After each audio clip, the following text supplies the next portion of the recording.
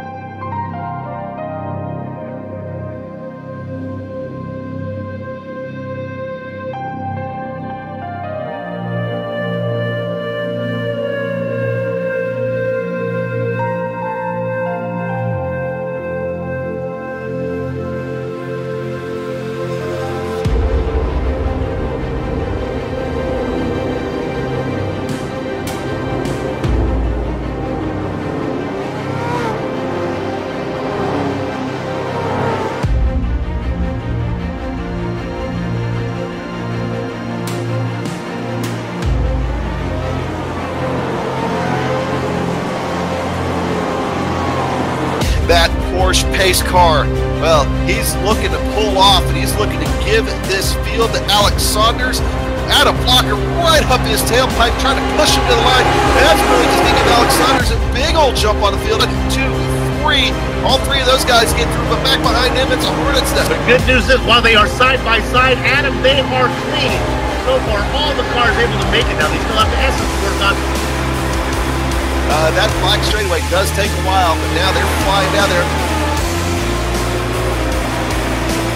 Oh, he is now. And a blocker in the wall.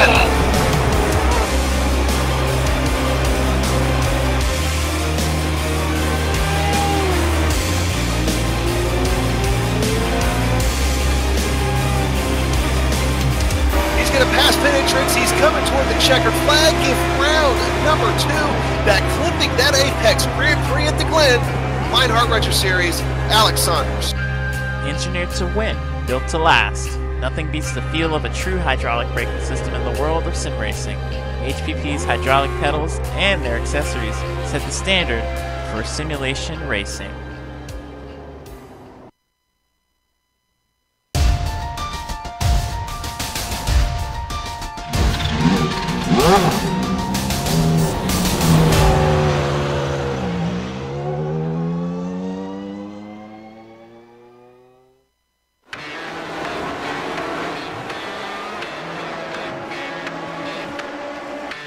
An icon reborn.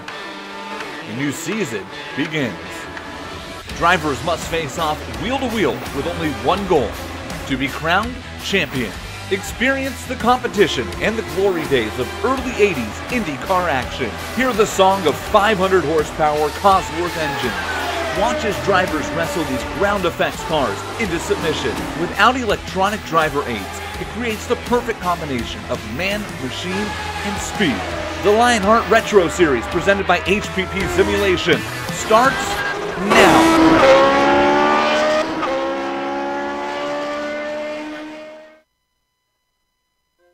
Welcome to Avondale, Arizona, home of ISM Raceway. And welcome to the Global SimRacing Channel and the Countdown to Green, presented by the Sim Pit.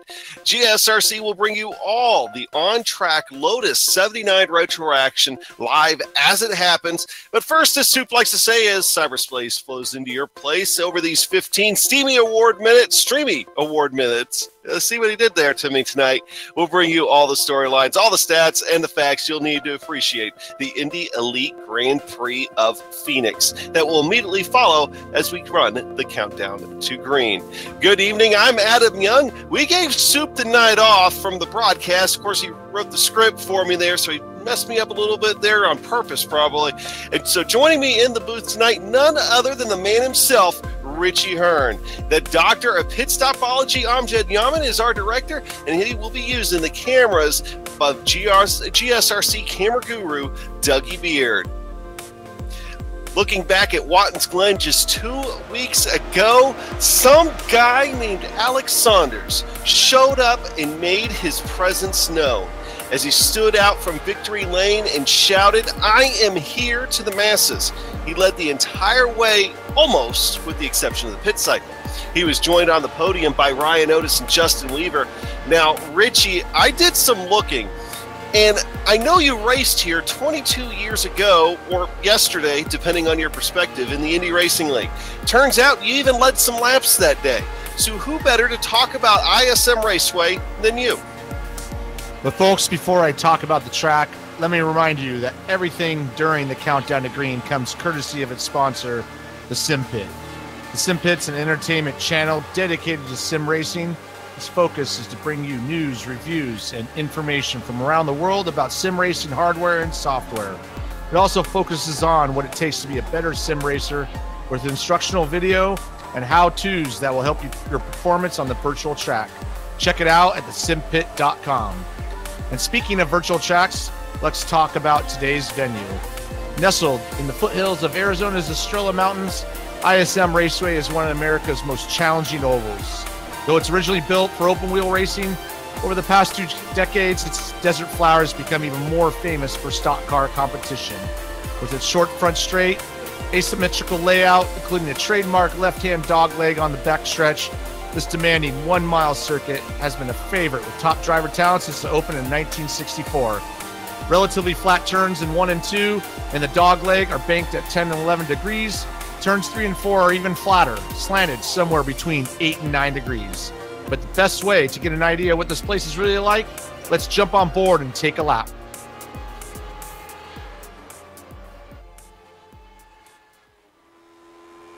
Hello everyone, welcome to the Global SimRacing Channel. I'm Brian Yazek, taking you for a spin around the Phoenix International Raceway 2008 configuration in the GSRC Lotus 79. Without further ado, here we go. So this is Phoenix before the rebuild and the repave. So it's a little flatter. So down here in turn 1, you're going to have to take a little bit more of an arc in and let the car drift up towards the wall. Not too close. You don't want to go up here and kiss it. You'll notice all this is paved or grassed over down there. Down here into turn 3, real wide entry coming up to the middle. Let it float to the bottom and then kind of pick up, and you want to follow that white line off of turn 4 to really get your momentum going. Once again, off here into turn 1, the Lotus, you can really drive in. So you're going to see a couple different styles of how guys might want to take that corners. But down here through the dog leg again, don't get the rumble strips. Bring it right out here to that Chevrolet sign on the wall, and then start your turn in from there. And you see, once again, to the bottom, follow the dotted white line off of the corner, off of turn 4, and across the line. And that's going to complete our track guide here around the Phoenix International Raceway 2008 configuration. My name is Brian Yazek. Enjoy the show. That was Brian Yazek taking us around ISM Raceway. Of course, Brian hoping for a good finish here today and actually leads the practice charts right now over top of Alex Saunders and Adam Blocker. So where does he fall in the driver's standings? Well, let's go ahead and take a look at that here real quick. Your driver's standings, of course, here brought to you by HPP Simulation. On top of the board, Ryan Otis, after that second place finish at Watkins Glen there 2 weeks ago, he gives him a 22-point lead over top of Jake Wright. And third's going to be Krahula, only 26 points behind. Of course, the top 10 still very much in the hunt for all of this. And of course, ninth, you'll find Brian Yazek, who just got done taking us a lap around ISM Raceway here.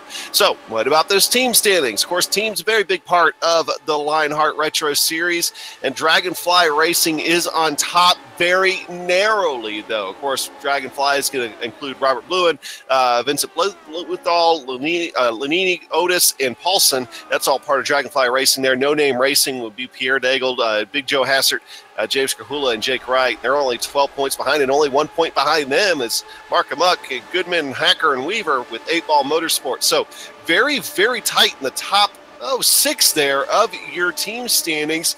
Now, the big question I have, Richie, is with the newcomers. Of course, we saw Alex Saunders just show up on the scene last week. Does he show up on your chart?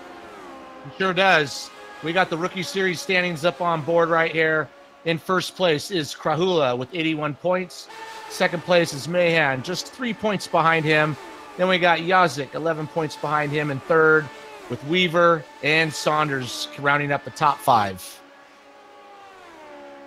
All right, so that is your rookie standings here for today. Of course, Lionheart sanctions both this Retro Series and the big sister IndyCar Series, and both campaigns, of course, honor the memory of the original Lionheart, Dan Weldon. And with that in mind, let's go ahead and take a look at those Retro Series details, Richie.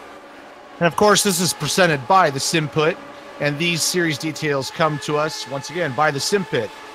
We are in season 2 of the series. It's round 3 of 18 rounds. We are driving the old school Lotus 79, which is one of my personal favorites on the sim. The setups are adjusted fixed, and we're working on a cash and prize total of $4,391. All right, and of course, we're out in the desert here for this race.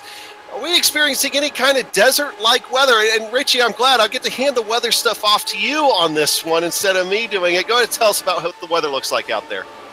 Well, it looks like a beautiful day out here in Phoenix, like it usually is. It is clear. We've got air temp of 79 degrees. Track temp's pretty hot, though, at 106. So it's going to take a beating on those tires.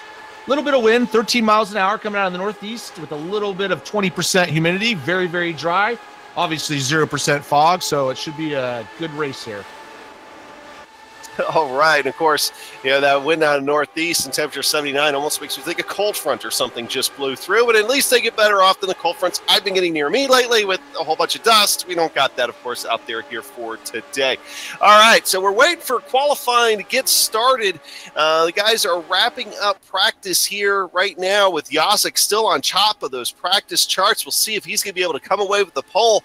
But, Richie, I'll tell you were with us there 2 weeks ago, kind of helping us behind the scenes.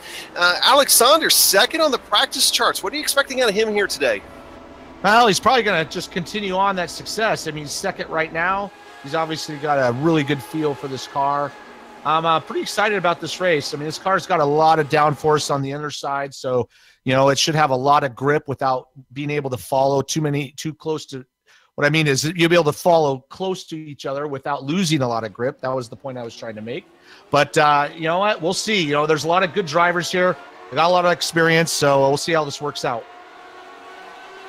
All right, so now we're starting to see the guys roll off here. Brian Greenlee now on your screen as he begins his warm-up lap. And it looks like we'll be bringing qualifying here live as it happens. Of course, a very short 5-minute qualifying session. Each driver is going to get 2 laps here. As Brian Greenlee in that Loud Pedal Motorsports machine going to take the green flag, sail it off to turn 1. Let's see where Greenlee finished about the bottom part of mid-pack in practice here. We'll see if he's able to put together a better qualifying time than what he was able to practice in. Now, Richie, of course, you got the real-world experience here, and I'm going to lean on your real-world experience at Phoenix. As far as the qualifying laps here, how many G-forces do you think these guys would be pulling in the corners if it was a real car? You're probably pulling about 4 or 5 Gs, especially in turns 1 and 2. It's very quick. You do use the banking to help you out. Watching him online here, he's running that high line to build up the momentum, and you're pretty much going to get one shot out of it to really get the most out of those tires. Well, you heard it there, so we'll see if these guys do get their best lap on the first lap. In fact, I think Ed Tutwiler just completed his laps. He did complete both laps, and his second lap was a touch quicker. So we'll see what the rest of the field here can do. So far on the early lead is Alex Saunders with a 23.4. We got Dustin Wardlow on your screen now. We'll see what he is able to do as he's coming into turn 3. A very, very fast turns 3 and 4. And I tell you what, Richie, at least it always seems like to me that turn 4 wall has a tendency to sneak up on you real quick if you're not careful. Yeah, you come into that corner pretty hot, so all of a sudden it just tightens up on you right at the end. I'm watching the video here, and you're watching these guys run a little bit higher, so this older version of the track is pretty bumpy, so I'm not sure if they're running the car so low to get the aero underneath that they're having to kind of avoid those bumps a little bit, so we'll see. But we're watching him right now, Andrew running low, cutting across the apron there, so we'll see. I could be completely wrong, but it looks like a lot of fun. I say it every broadcast. I'll get it out of the way early this time. Andrew Kinsella in the Miss Budweiser hydroplane, cooling down on the backstretch. Justin Weaver now is coming down and coming to the checkered flag, I believe, for the conclusion of his 2 laps. And that is going to leave him actually pretty far down on the charts, I believe. Trying to find him on here. And now Yazik. Now Yazik is going to be something we need to watch out for here. So let's follow along with him for a minute. Yazik, of course, led the practice charts. He could be a contender here to possibly knock Alex Saunders off the pole. Coming to the green flag to start his first lap. Flies off into turn one of that HPP Simulations machine. Coming down the back straightaway, that dog leg, of course, it's the old track here. So that dog leg, of course, is do have the grass on the inside. You don't want to cut that off too much. But one thing I was noticing here, Richie, I don't know if you have too much of a chance to drive the Lotus 79 around Phoenix, but I noticed at the bottom, in most cars, when you hit that on turns 3 and 4, it makes you loose. And in the Lotus, it seems like it really tightens you up. Yeah, it must be just something with the way it's working with those big rear tires there. And obviously, Brian's fast everywhere he goes when he runs these races. And, we'll see how he goes. Even if he doesn't qualify up front, he's definitely going to be a force for the race. All right, well, he's coming down to the checkered flag, cuts the course down low. Oh, probably not exactly what he was wanting. 8th on the grid. And I do believe that he is the last one out there. So we've got about 55 seconds here to go. Well, Samuel Ryman is kind of a late join out there. See if is he coming down to, it looks like he's already ran his qualifying laps. Looks like he's going to do what Samuel likes to do sometimes, and that's start at the back and kind of let things happen. But he usually ends up making himself known a little bit closer to the end of the race, as long as he's able to get some caution flags. That's usually Sam's strategy there. So, but those caution flags, that can always be a game changer, as well as it can be here at Phoenix for today. So we go ahead, and grid is about set here. I hear one engine out there, and that is Samuel Ryman. It looks like he might try to get one more lap in here, but I do think it's go ahead and safe to go ahead and start talking about the grid. And of course, our grid sponsor here today is the HPP Simulations. And when it's time to go sim racing, nothing beats the feel of a true hydraulic braking system from HPP Simulation, designed and manufactured in the USA on state-of-the-art CNC equipment. HPP's hydraulic pedals and their accessories set the standard for simulation racing. For more information, please visit www.hppsimulation.com. All right, let's go ahead and go to the grid. Richie will go one row at a time here. Starting on the pole, looks like he's going to go ahead and try to go for a repeat performance. He said he didn't feel that strong on ovals. I think he was wrong. Alex Saunders is your pole winner here today. Alongside him will be Adam Blocker. Yep, and then row 2, we got Jason Galvin and Michael Goodman. Hey, series organizer George Zaldo will be starting in the inside of row 3. Alongside him, Chris Lanini. And row 4, really strong row here. We got Adam Kinsella and Brian Yazik. Yeah, that is a very strong row, and another strong row right behind them with James Grahula and Tyler Graff. In row 6, we got Dustin Wardlow and Bart Workman. Chris Stouffer and Woody Mahon is going to make up row 7. Row 8, Justin Weaver, Mark Amunick. Yeah, Mark Amuck, that's a very strong qualifying effort out of him, about mid-pack. Look for him to make a statement. James Brandt and George D. Adams will be making up row 9. Starting 19th is Brian Greenlee, who's also a strong competitor, and also in 20th on row 10 is Ed Tutwiler. All right, going back to row 11, we will find James Paulson. Alongside him is going to be Scott Johnson. Row 12 will be Greg West and Travis Jurgenleimer. Sorry about that. It's all right. Joe Branch and Vincent Blumenthal will be making up row 13. Joe Branch uncharacteristically far back. Row 14 is going to be Bob Mikes and Jack Bogan. And row 15 will be Ken Hacker and Peter Edwins. Row 16, Robert Bluen and Frank Beezer. All right, and then Sander Raymond and Brian Beard are going to make up that last row. Let me see if Brian is, in fact, still in the server. It does look like he is. As the cars are rolling on now, and they will get only one qualifying lap here, as the track is just, I believe, a touch over a mile. Of course, iRacing's official length is 1.00 miles. I think the World length is 1.01 or something like that. But Alex Saunders will be taking these guys to the green flag behind that Mustang pace car here in just a minute. Very quickly, we're going to run through the onboard cameras. Number Ryazik, number 55, in the HPP simulation onboard camera. He'll be carrying one here for today. We'll be able to get him up there.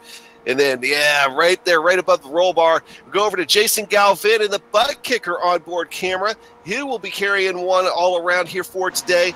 And then the next one to come up is going to be Joe Branch. And we'll get those to you guys here in just a minute. But these guys coming to the green flag. Alex Saunders, he is away. Alex Saunders gets a big jump going down the front straightaway over top of Adam Blocker. Adam Blocker might actually fall to third as Jason Galvin looks like he's going to get a great run going into turn one and take second place away from Adam Blocker. And behind them, Michael Goodman is going to settle in, but Adam Blocker getting a little bit hungry. He's going to take a look at the outside of Jason Galvin here going into turn three.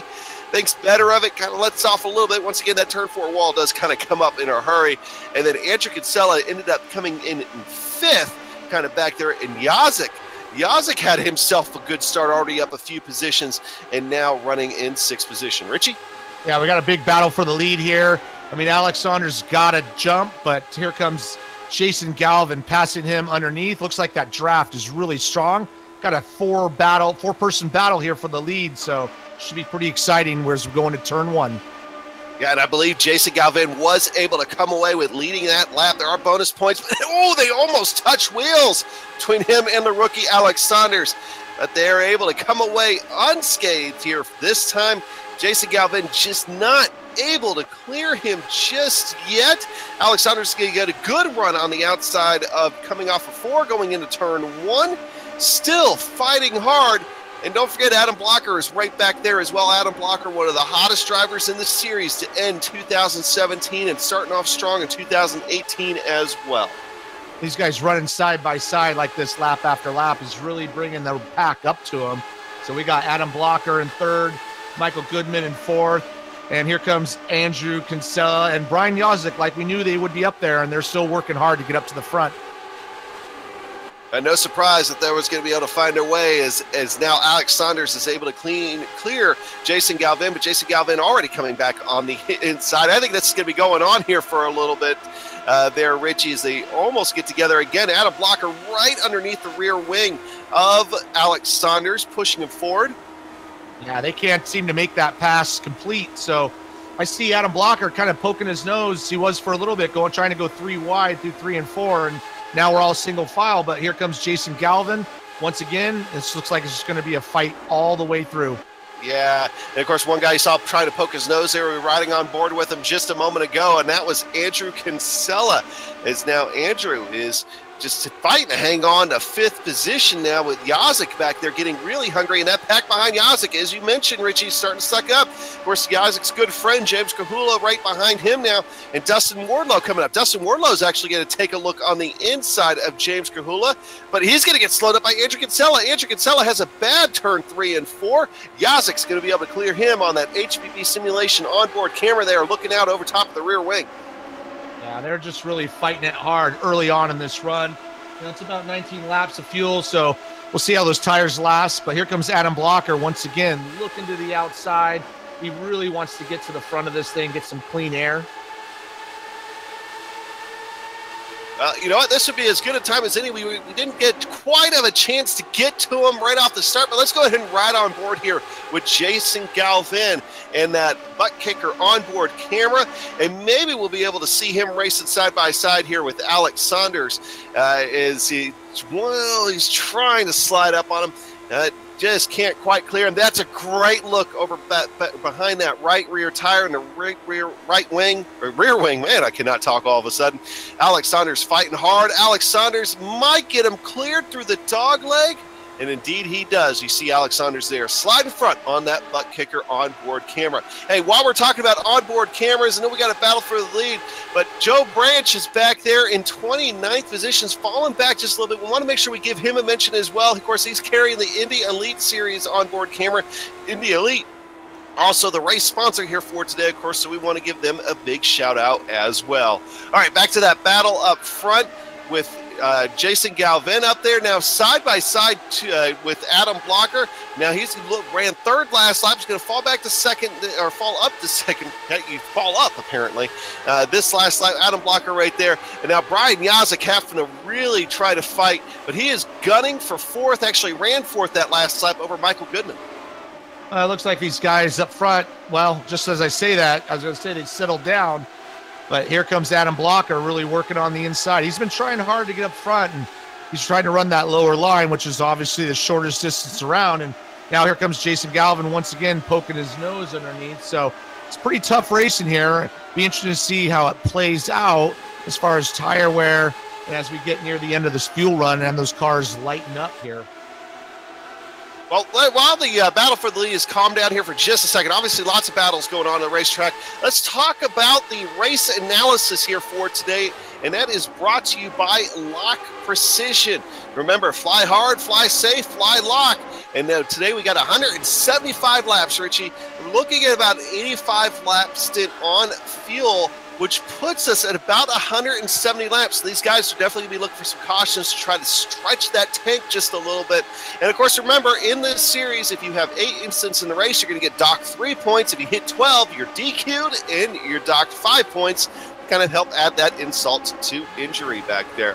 Hey, I want to fall back just a little bit. Let's take a look at Tyler Graff. You see him right there on your screen now running 11th. It looked like he got a little bit loose there just a second ago, and that really allowed Chris Stouffer to separate himself away, but now he's having to fight off Justin Weaver there. So that's a battle for 11th on the racetrack right outside the top 10. Yeah, right up front of him, those guys are running 2 by 2, 2 rows deep, and it's really causing a big draft. So it's keeping those guys in touch with that front group. And caution on the speedway, trying to figure out, and here it is, Ken Hacker. Something happened with Ken Hacker. And he's on pit road. And we're going to have the GSRC replay coming up here. See him back there running high, just crushes that wall coming out of 2. And, you know, there's just enough bank in there, Richie, that if you hit that wall right there, it's just going to throw you down in the inside wall. Yeah, it's a real tricky place. You can see he got right in the wash of the car in front of him, bumped the wall, probably overcorrected a little bit, and back into the inside wall he goes. Well, I am fully expecting to see a few pit stops here, which is definitely going to make, I believe, a 2-stopper here for today. We'll see if these guys are going to value the tires to try to get out there. Yeah, it's going to be interesting because it seems all, see, here we come. We've got some people pitting. Track position is important, but also tires. So we'll see how this works out for some of these guys. Yeah, most of the front runners look like they're staying out. First car I see coming down pit road is going to be Chris Stouffer coming in from about 12th position. So they will be switching to a 2-stop strategy here for today. If you're coming in now, you really got to make that 2 stops. We'll watch for these guys to pit here real quick and see where they come out as far as relation to one another. But now would be as good of a time as any to talk about one of our sponsors here for today. And, of course, we'll talk about the Indy Elite Series. We were just talking about them a minute ago. Of course, the Indy Elite Series focuses on the open setup side of open wheel sim racing. And the Indy Elite Series is currently in its 3rd season. They run a 17-race schedule and host their Indy 500 coming up really in just about 3 weeks here, Richie, on May the 6th. Their races can be seen live on our one of my favorite stations other than GSRC. Of course, I love GSRC, my first love, but you can see their races also over on Race Spot. They do a good job over there. This is the 2nd season that the Indy Elite Series and Lionheart have partnered to cross-promote their IndyCar league. So always good to see the Indy Elite Series. These guys saw them a couple of times if you joined us in 2017. So always great for the gang there to come on over and see their name on some of the races. So with that, the guys circling around here real quick, I do believe we're going to get at least one more lap here. See if lights are out on the pace car, so we'll be coming to the green flag here. Richie, very exciting first part of the race. Absolutely. I mean, these guys are racing really hard. It looks like you can run 2 grooves pretty easily. So what'll be interesting to see is I think Tyler Graff is our first of the guys who pitted. He's back in 25th spot, and then Chris Stouffer just a couple spots behind him. So we'll see if we go along green here, see how that plays out for those guys and kind of pushes them up to the front. We'll see. Of course, with these Lotus 79s and the Retro Series, they should start single file. Alex Saunders, though, going to be taking the low line. Coming around, gets another good jump on Jason Galvin, but we saw how long that good jump lasted right at the start of the race. If anything, Richie, this might actually help to separate them out just a touch. Now everybody's stacked on top of each other. But all it's going to take is one good battle up front, and we'll see this clamp down again. Yeah, he got a really good jump on that, which is the advantage of being the front guy. But you can see right now already Jason Galvin's closing on up, bringing those 4 cars right together, and we'll see how they play nice with each other, and maybe they're trying to do a little race strategy and maybe save a little fuel instead of racing so hard all the way through the lap. Well, either way, taking a look at that over top of that rear wing from Alex Saunders, you can see that Jason Galvin has a little bit of a lap, but he actually has a bad exit out of 4, while Jason Galvin has a good exit. Jason Galvin going to make a play on him. You're going down into turn 1. That yellow and green Menards machine of Jason Galvin pushing through, not able to complete the pass, kind of comes back up. He's going to take another go at it here through 3 and 4, gets his nose just a little bit of ahead of Alex Saunders, and you should be able to lead lap 23 here. He can't quite clear him, so here we go. It's really hard to hold it tight on there, but looks like he's got a little bit of advantage, but they're still side by side through the dog leg there. And here we go. Same thing at the beginning of the race. They're just running side by side, and we'll see how that fight goes. And here he comes, 3rd place. Adam Blocker still looking on that high side. Oh, and don't look now. 4th place with a great run was Brian Yazik. Brian Yazik's going to be making a play here and hoping to do something. You throw a blanket again over top of that top 4, and if anything happens right there, any kind of jam up, Andrew Kinsella will be right there. Dustin Wardlow, though, in 6th place, kind of falling back just a little bit, but all it's going to take is just one slip up by one of these front runners here, and of course to bring all those cars back into action here. And here he comes, making a play for 3rd. Adam Blocker's working really hard to get to 3rd, to get past 2nd, which left the door open for Brian, and he's been pretty patient. He's got the position there. We also got Andrew up there, so we got a big break for those top 5 guys from the 6th place of Dustin Wardlow. And if you missed last time out at Watkins Glen, I talked to Yazik a little bit during the offseason, and, he may be, he's going to be focusing really hard on the Retro Series this year. He really wants a championship, and he's had a good start to the season, maybe not quite as high up in points as he wants to be, but he's definitely making a play at a podium position here today. Well, he's playing a real patient game here, so he's worked his way up methodically. He's kind of watching those guys in front. Here comes Jason Galvin once again trying to make that low line look, and they almost touch there, almost touch. Yeah, both drivers taking evasive action right there. That's going to slow just about everybody up right there up at the front. That's going to allow Andrew Kinsella again. Yazik's going to go ahead and try to go for the lead. They go 3 wide into turn 3. Yazik's going to get clear of them both. Move that 55 Lotus 79 into P1, at least here for lap 28. But Jason Galvin already fighting back on the inside.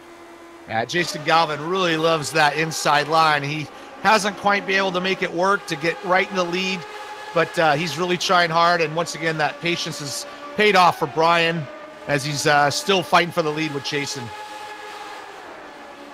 Dogfight right now up front as Alex Saunders almost gets into that left rear tire of Brian Yazik. I don't even think Brian Yazik knew he was there at that point because he just kept his foot in the throttle and going for it here. But Jason Galvin is going to be able to take sole possession of the lead, at least going down the back straightaway. But here comes Yazik once again, charging to the outside, going through turn 3. Richie, it seems like more and more are starting to see some of these guys start to favor kind of the middle to high line there going through 3 and 4.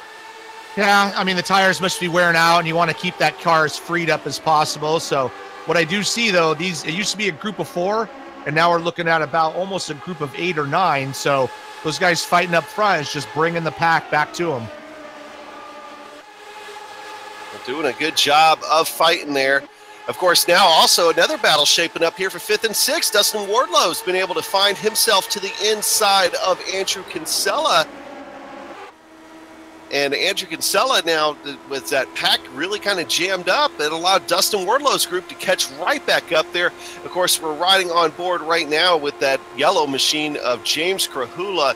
of course, riding the number 4 car here for this year in the Lionheart Retro Series. Another guy that's hoping to be able to try to make a play at the championship, at least be in the talk of it as we get closer to the end of the season, and having himself a good, consistent run here today at Phoenix. Don't want to forget about all the guys in the back. Look for another battle here. How about 14th? Bob Mikas making a play right now on Mark Muck for 13th position.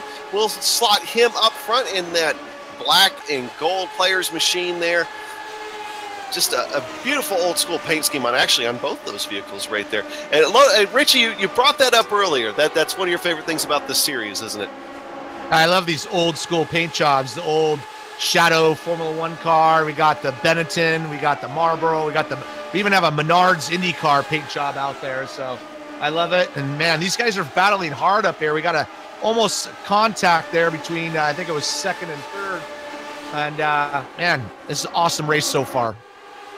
You know, we would be remiss to mention there are a couple of names that you haven't heard tonight that are not here. I think the biggest of which, Ryan Otis, did not make the show here tonight. So you will not see him probably in the championship lead as we go into the race here in 2 weeks. I actually got to double check the schedule here real quick. I want to see where that's at before I forget about it. We'll be in Interlagos here on May 3rd in 2 weeks. So we'll see if Ryan Otis is able to make his return then. In fact, he probably would have won the championship last year, but fortunately had to miss a few races because of work. Hey, life happens. I know all about that. Jason Galvin, once again, still fighting hard alongside Brian Yazik for that lead, going through 1 and 2 cars. I mean, you could see it right there, Richie. Your top 10 is just in one stretch of the back stretch. Yeah, there's just no room to make the pass. They're just side by side. I do like Andrew Kinsella in that old school Budweiser Newman Haas Formula One paint job, working the high line here. He's been pretty patient, and he's working on basically third place there of our pole seller, Alex Saunders. But he's also bringing the whole pack with them. So, we'll see how this plays up. They're obviously using up their fuel, getting a little lighter, getting a little bit looser, and, we'll see how it all shakes out. I think these guys are definitely starting to race just a touch more aggressively. Of course, we were talking earlier about the length here that guys can actually go a pretty decent way on fuel here for tonight, but not all the way unless they have, I'm going to guess, more than one caution to save some fuel. So these guys probably trying to stretch it, try to see what happens, and maybe go for a one-stop strategy. But they keep racing like this, I'm not quite sure we're going to have only that one caution. I think another one's here. I smell it in the air, Richie. I'm wondering if something's getting ready to happen. I agree. These guys are starting to get a little bit aggressive. The guys you want to watch are like Dustin Wardlow and James Krahula, where they're sitting in the back watching this, but they can lift off the gas a little bit, save some fuel, and hopefully maybe jump them in the pit stop, and and just obviously save their car. And man, Brian Yazik's working hard to get by Jason Galvin. He just can't quite make it happen. Well, I don't think that battle's going to let up here anytime soon. So, hey, let's go ahead and talk real quick about our driver profile here for today. And that, of course, is sponsored by buttkicker.com. And our driver here for today is going to be Brian Beard. Brian finding himself back in 28th here for today. He's able to make the show, picking off just a few spots here and there, right alongside with Sam Ryman, kind of waiting in the wingtips right there. Of course, this is his third start ever in the Retro Series, and he hasn't won a pole yet. He hasn't won a race yet, but he was able to come home in the top 10, and I want to say that was at Auto Club, which was his first race. So we will be seeing more, I think, of Brian Beard here as the season goes along. Of course, driver profile sponsored by thebuttkicker.com, and you can use the promo code LION20 to get 20% off your order there. And I tell you what, that 20% is a chunk of change. They'll add up in a hurry if you take advantage of the deal. Caution on the speedway. This looks to be up toward the top. Is that Alex Saunders involved there? We got Justin Weaver involved. George Anzaldo is involved in this. And you called it, Adam. You called it. I just, the sixth sense. Kind of get an idea what happened here on your GSRC replay. Oh, Kinsella bounces off the wall in the process of gathering it up. hits Alex Saunders. Alex Saunders had kind of fallen back a little bit. He bounces across the track, and George Anzaldo, and also Chris Lanini looks like he's right there, and Bob Mikas. Bob Mikas, we just talked about a minute ago, had nowhere to go with any of that. Unfortunately, that's going to be it for all those gentlemen here today. That's real unfortunate for our pole sitter. He just was in the wrong place at the wrong time, and some of those other guys just literally had nowhere to go, and that's just the way it goes sometimes. Oh, and Alex Saunders looking on the bright side of things and saying, at least I don't have to stay up late tonight. So the leaders are coming down pit road. First pit stops for these leaders here today. We'll see how they all shake out, as Brian Yazik is the one leading them down here. Right behind him is going to be Jason Galvin. Yazik can hit his marks. Yazik hits his marks actually perfectly. There's pit stall in front of him belongs to Andrew Kinsella. Jason Galvin was the second one in. He's away. Galvin's away, Wow. So it doesn't Brian, look like Brian's got a good stop. Yeah, he's out well away from Jason Galvin, who himself is well away from Adam Blocker. So good stops there for our two front runners, that being Brian Yazik and Jason Galvin. Of course, Adam Blocker is going to shuffle out in third, Dustin Wardlow in fourth, I believe, there. So we'll see who dropped a few positions. Well, anyway, we'll go ahead and sort all that out for you here in just a moment. We'll be right back on GSRC.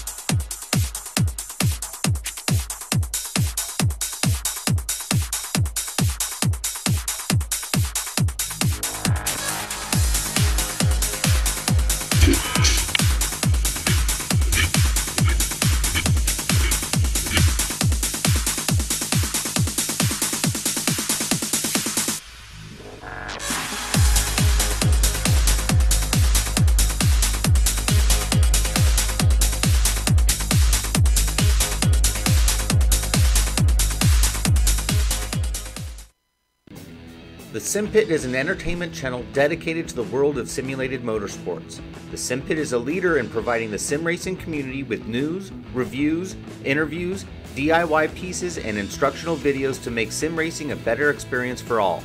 Check us out at thesimpit.com or go to YouTube and just search for The Sim Pit.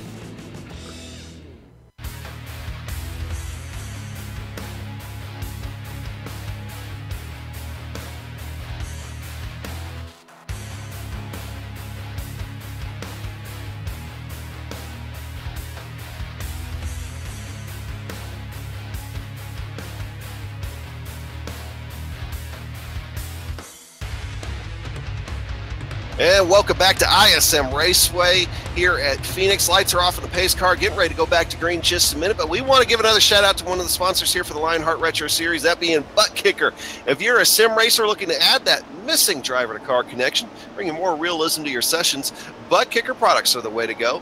A butt kicker moves actual mass, producing a haptic immersion that's powerful and accurate. See all the family of products at thebuttkicker.com. Use that promo code like we talked about earlier, Lion20, to get 20% off your order. All right, getting ready to go here. In fact, I hear those engines revving up on those Lotus 79s as Brian Yazik is going to be the one taking him down the ring here. Actually, Samuel Ryman and Tyler Graff kind of stuck out in front there on that pit cycle. So Tyler Graff actually with a big jump over top of Samuel Ryman, who Samuel Ryman is already going to fall back to third here as Yazik is underneath him.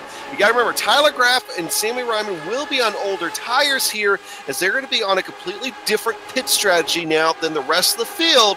That could play dividends later on, Richie. Absolutely, and that was one of our early pit stops at Tyler Graff. But I'm looking on my data here, and Samuel doesn't look like he's stopped at all. He's on a 49 lap stint, so he's worked his way up just purely by getting up there. Yeah, the telemetry there, I think, missed it. He did stop once. We got a caution on the speedway. Oh, trying to see who that is here. We get Peter Edwins in the 16 car, racing for Area 51. And I think, like Area 51 spaceship, he decided to take flight here. I think that might have been, I know that's a red car. That was Andrew Kinsella there. And unfortunately, that did not work out. Yeah, it looked like he was being pretty aggressive to get to the front and just didn't have enough space. Andrew Kinsella was right on the top side and just ended up having that car drift into him there a little bit, it looked like. Let's go ahead and ride on board here with my Miss Budweiser hydroplane. It'll be the last time I'm able to say that here for tonight. I think this damage for Andrew is going to be terminal here this time, as that was pretty significant contact in the left rear again. We ended up facing the wrong way. You're absolutely right there, Adam. He didn't have, it wasn't his fault. It just got drifted up, and that's just what happens sometimes when you get stuck in the back. You just, you know, bad luck follows you. Yeah, victim of circumstance there for sure. Sometimes, as you know, things sometimes happen on the racetrack. Nobody's really at fault. It's just hard racing. So that's going to be that though. Now the big question I think is going to be is Tyler Graff going to decide to stay out there with those hungry guys of Brian Yazik and now Jason Galvin right behind him.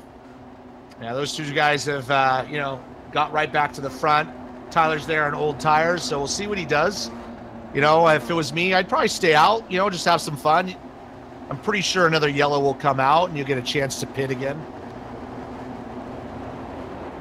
Now, with everybody having pitted, it will for sure be a two-stop race for everybody on the field. Of course, it's just going to be a matter of when the pit stops happen, so that'll be worth keeping an eye on here as we go through the day.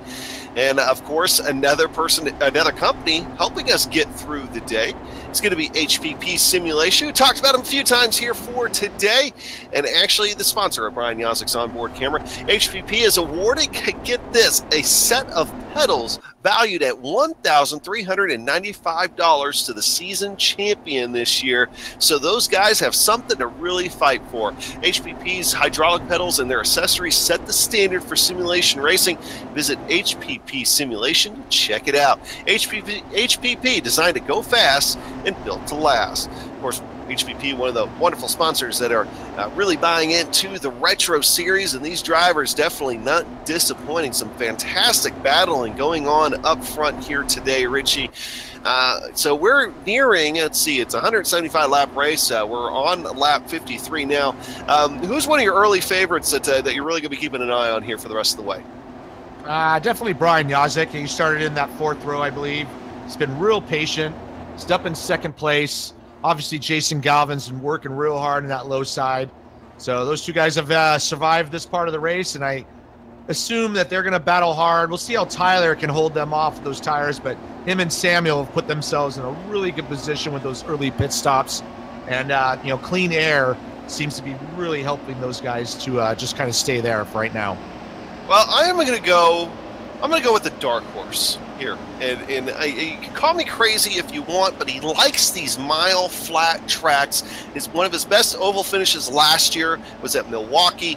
I'm going to go with Samuel Ryman. Of course, Samuel, fellow commentator here on GSRC, made the race just barely, as he just got done calling the SSCA race at Talladega, I believe, with the stock cars out there, and of course jumping over to the open wheelers over in ISM Raceway here today. So the lights are off on the pace car. They're rounding turn 4. Tyler Graff is going to be looking to get a jump here on the field again, and he does, but not the best jump. Actually, as far as jumps go, that might have been the slowest one we've seen all day, but still good enough to keep sole possession of the lead going through turn 1. But Brian Yazik might be all over him by the time they get to turn 3. Yeah, here he comes. He's got the draft. He's sucking up. He's going to go right to the inside here. And pretty easy pass there with those fresher tires. You know, Tyler just needs to hang on and just wait for the next caution so he can get on the same pit cycle as these guys. Well, Tyler Graff holding on strong. I was thinking the same thing you were just a minute ago, Richie. That might be an easy pass, and Yazik is going to go flying on by. But Tyler Graff actually able to slide back out in front as we're getting a great view of it via the butt kicker onboard camera. Riding on board now with Jason Galvin. As Jason Galvin's kind of sticking a nose just a touch of the inside of Brian Yazik. Thinks better of it, slides up right behind it, right underneath that rear wing, using that draft Oh, Tyler Groff spins right in front of Galvin. Galvin misses him. Oh, James Kahula's in it. Chris Lanini's around. Yeah, that's unfortunate. Unfortunate for Tyler there. He was right in a good spot. Oh, the Chris Lanini one's a separate incident we're going to have to go back and look at here as well. So we'll get that here, but saw Tyler Graff getting loose.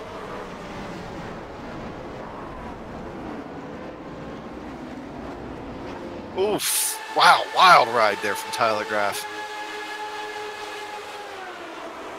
Well, we got kind of our answer on how those old tires are going to work there, so yeah, they just couldn't quite hold the bottom. And I think that was Mark Amuck that ended up launching him there. Now, the second incident happened. Actually, another one was trying to see who that was here. I want to say that might have been another red car. Woody Mahan got loose and all that, trying to avoid it. The second incident that we need to look at, Amjad, if you can go over to it, is right as that was going on, Chris Lanini, in the process of all that, gets into Samuel Ryman. Of course, this commentator's curse on another commentator. Samuel Ryman ended up getting turned under braking, trying to avoid the accident, and gets shoved into that outside wall. I believe his day is going to be done. We got some takers on pit road here.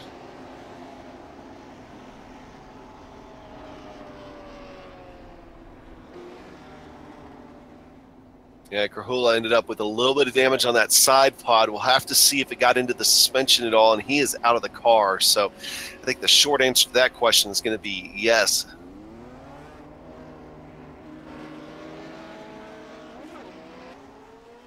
Yeah, he's away. He's coming back out. Yeah, it took out some good cars there. So, but you know, Brian Yazek and Jason Galvin is still up there fighting for the front. When the one person we're missing is our pole sitter. Unfortunately, got caught in a wreck earlier. But we got Adam Blocker fighting for that position, and Dustin Wardlow's hung in there, and now he's find himself in fourth position. Now, Dustin Wardlow. And Dustin Wardlow is one of those guys that we just, until we get through at least the first quarter of the race, we hardly ever talk about. But he always finds a way to be up toward the front of these races. I remember particularly the Indy 250 last year, where he really made his presence known right there at the end of the race course. That was one of the craziest last laps I think we've had in the Retro Series yet. I encourage you to go back and look at the previous broadcast if you don't remember that one. But Dustin Wardlow setting himself up for a good finish here for today in that Dewars Candy Machine. Adam Blocker, of course, you mentioned him a couple of times. Can't forget, here's another guy, Richie, that we haven't talked, in fact, at all about today, is Bart Workman sitting there in fifth. Yeah, he's done a really good job, and some of these guys have some really good patience, and it's a long race. We're only at lap 59 of 175, so to finish first, you must first finish. So I applaud those guys for hanging tight. Yellow flags bringing them up. Try to stay close and then stay clean and race like the last 5 or 10 laps hard. Now, I believe the lights are off on the pace car again. I want to talk about one more guy here before we go back to green in just a moment. Let's go back to 13th position, car number 5. He was the spotlighted driver of the day. That is Brian Beard. I also believe at this point he is the hard charger. He is up 21 spots from where he started this race, almost creeping into the outside of the top 10 there. Of course, he finished in the top 10 at Auto Club, so he knows how to get it on these ovals. He just did not lay down a qualifying time, I think, to maybe avoid some of the beginning of the race carnage, and so far it's worked out for him. Yeah, if you look at the standings right now, I mean, from Dustin Wardlow down, everybody started outside the top 10 or more, so, some of these wrecks, yellow flags, have brought some players into the front here. Well, you see that pace car getting ready to pull off. Brian Yazek looking for the jump. He keeps him close until he gets on that loud pedal in the loud pedal motorsports machine. Yazek in the 55 car is away on the HPP simulation onboard camera. Dustin Wardlow is away as well. I saw him there on your screen. Good jump there from Brian Yazek. And I think that before Galvin's able to get up close to him, he's going to have to try to fight off Adam Blocker here. Adam Blocker's looking for that clear air up on the high side, but here they all come. Obviously, that draft is really strong. Well, just as I say that, Galvin's going to get back almost to the inside of Yazik, and that battle resumes. I think we're on part 3 of this movie here, Richie, as far as these two guys going at it, and I think they're going to be going at it here the rest of the night. The only difference about this sequel is we got Jason Galvin on the outside now instead of working on that bottom lane, and Brian's going to hold him up high, try to take the shorter way around, and it looks like Jason's going to just slot into second once again. But here he goes on the outside. Yeah, looking through the dog leg there. It's still fighting back hard. Adam Blocker thinking about how he's going to try to get past the both of them. He knows 3 wide may not work out the best. I don't think he'll try that. But Jason Galvin goes to the over and under, and now he's going to get to the inside of Brian Yazik. He's right back to where he likes to be, is on that. He's a bottom feeder like I am. He likes to be on that bottom line. He's obviously bringing in Adam Blocker, Dustin Wardrow, Bart Workman, obviously working real good. And here comes Adam Blocker looking for some clear air up on the top lane. Move Jason Galvin to the lead on lap 65. These laps are starting to crank down pretty quickly. If we can stay green for a little while, we'll just kind of get right down near the end. And then those pit stops will come critical on who's going to take tires and fuel win.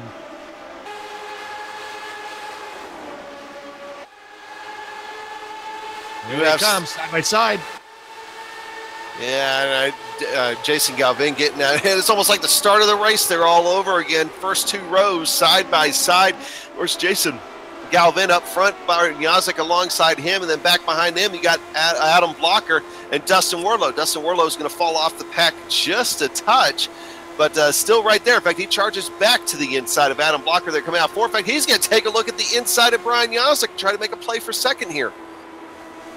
Yeah, what I think these guys don't realize is they're racing hard like this. They keep bringing this pack right up to them, and instead of 4 people you're battling with, you're battling with 7 or 8. So, we got Adam Blocker working on the inside, but here we go. Dustin Wardlow going back to 3rd, taking that position, and we'll see what he can do as he sucks up behind there, Jason Galvin.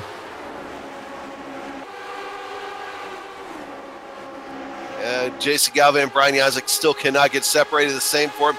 And Richie, you hit the nail on the head. What was just a 4-car breakaway has now turned into, I believe that's 12 cars now in that front lead pack there, going back to Travis Jagerliner in 12th position, all right there. Yeah, it's really kind of sucked everybody all up. And, those guys in the back have a good view of this. And, they're able to kind of take their time, save the fuel, make their moves, and it's just helping them out quite a bit. So that's pretty impressive for people like basically Brian Greenlee and Brian Beard, things like that, hanging in there. Well, Yazik was able to get clear of Galvin for just a moment, but now Galvin charging back, and now Galvin might be able to clear of Yazik here for a moment as they come out of the dog leg kid into turn 3. Adam Blocker's going to look to the inside of Yazik. Adam Blocker trying to get as good of a run as he can, but not good enough. Yazik fights back on the outside. It just really seems hard to these guys making the pass, but just kind of holding that line. And there's definitely 2 grooves around this track, so it's going to make for exciting racing all the way down to the end of this run. Well, we know that battle is going to not cool down anytime soon. Let's go ahead and take a look at a battle here for 13th and 14th position with Michael Goodman and Joe Branch. Joe Branch is a guy that I would be expecting to be up there fighting in the top 5 here tonight. He loves these kind of racetracks. He's kind of mired back there just a little bit, having to fend off the likes of Michael Goodman, who Michael Goodman had himself a good run going until that series of cautions. Vincent Blumenthal's back there as well. Now he's having to carry that banner there after Bob Mikus fell out of the race. Or at least was damaged. Bob Mikus is still hanging around, but he is damaged. Yeah, if those 3 guys, Brian Beard, Goodman, and Branch, could just kind of just line up, they'll catch up to the next group. They're only 5 seconds behind, basically. Let's go back up front, check in to see how that battle up there is going here. It's going basically the same. We got 1, 2, 3, 4 side by side, just basically a group of 4. And we got 5th place Bart Workman just kind of watching back there to see what's going on. Yes, fantastic racing out of the Lionheart Retro Series here so far tonight. Well, we coming down to about 100 laps to go here. So rounding lap 75 now, heading off into turn 1. Jason Galvin was able to pull it off. And now 1, 2, 3, 4, finally going nose to tail, but that doesn't last long as here comes Brian Jazik back on the outside. Yeah, he can't quite help himself as he really wants to get that lead lap here. You know, watching this race, I can't tell you what's the preferred line. I mean, I think the lower side is obviously the shortest way around, but the upper groove can keep that momentum. So it's really going to just come down to who's in the right spot, the right time here. Well, I will tell you, I think some of those guys in the back of the pack were listening to you, Richie, because they kind of started getting single file here for a little bit. And now that's kind of helped some of those guys start to gain just a little bit and starting to close up. Now we got basically 2 seconds covering the top 10. That's not much. So it's not going to take much to get. Oh, we got a problem there. Or is that a lapper?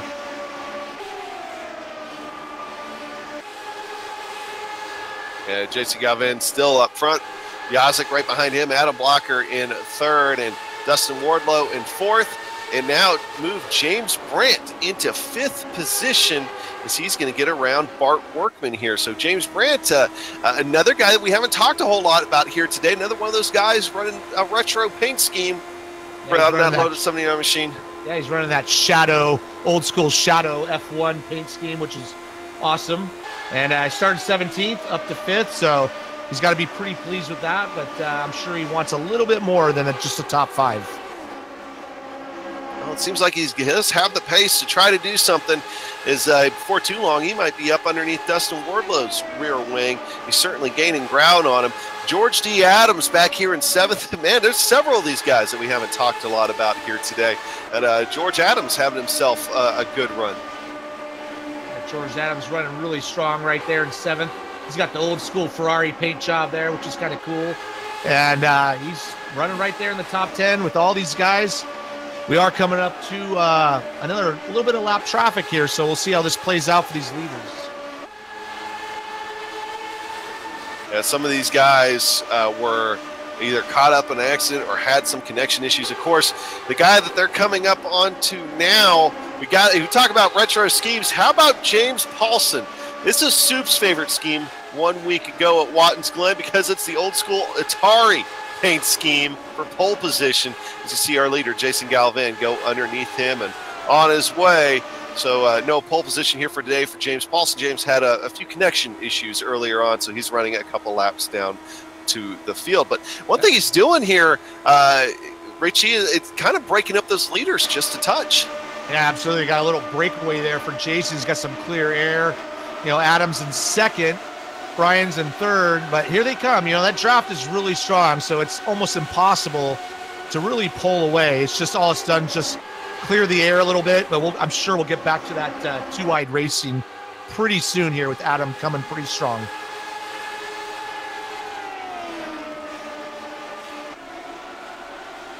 Well, only a couple laps now away from the halfway point of this race. Clicking off the laps now as we had a slight rash of yellows there for just a little bit. Of course, the old saying goes that yellows breed yellows, and that definitely was kind of the case there for a little bit. All right, so just to recap, of course, we've had a couple of multi-car accidents here for today, and that's kind of shake things up, especially at the top half of the field. Alex Saunders was involved. Alex Saunders sat on the pole this week. Of course, he was your winner and pole sitter 2 weeks ago at Watkins Glen, but he is out early here for today after getting caught up in an accident. Now, that's left Jason Galvin, Adam Blocker, and Brian Jazik to be your top 3 here so far right now. Yeah, it was a real shame for Alex. He was running strong. I believe it's really going to hurt him a little bit in the points. But we got to focus on this battle for the lead. Once again, Jason Galvin, Adam Blocker still looking to that high side. But, man, Jason Galvin loves that bottom line. He will not let anybody take that. Oh, well, just as I say that, here we go. You know, I'm proven wrong. Maybe he was just getting tired of holding the bottom. You know, and that could have been it too, because he certainly did not fight that. Of course, now he's going to try to fight coming back into turn 1. Yellow on the speedway. Here it is, Wes Johnson.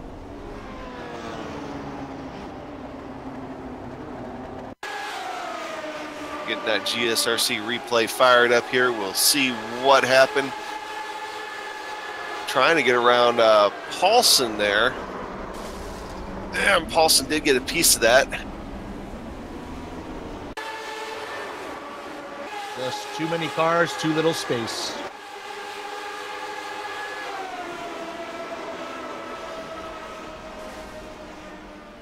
Well, it was a shame. Those guys were having some quiet days out there, especially Greg West found himself in the top 10. Yeah, it's one thing about this track, though. That front straight's pretty narrow, so, you know, when you have a wreck like this, those guys in the back have nowhere to go, and unfortunately that's taken out a few of our drivers just purely just being in the wrong spot at the wrong time. Yep, so Scott Johnson and Greg West are most likely going to be out of this one. Both cars receiving significant damage. James Paulson has decided to call it a night as well. And now our leaders coming down pit road. Jason Galvin's going to lead them down, or Adam Blocker is going to lead them down this time with Jason Galvin right behind him, followed by Brian Yazik. Brian Yazik had himself a great pit stop last time. Will he be able to duplicate it once more here again? Yeah, I believe this is going to be key because, you know, it's really important to get out front, get that clean air, and we'll see how this turns out.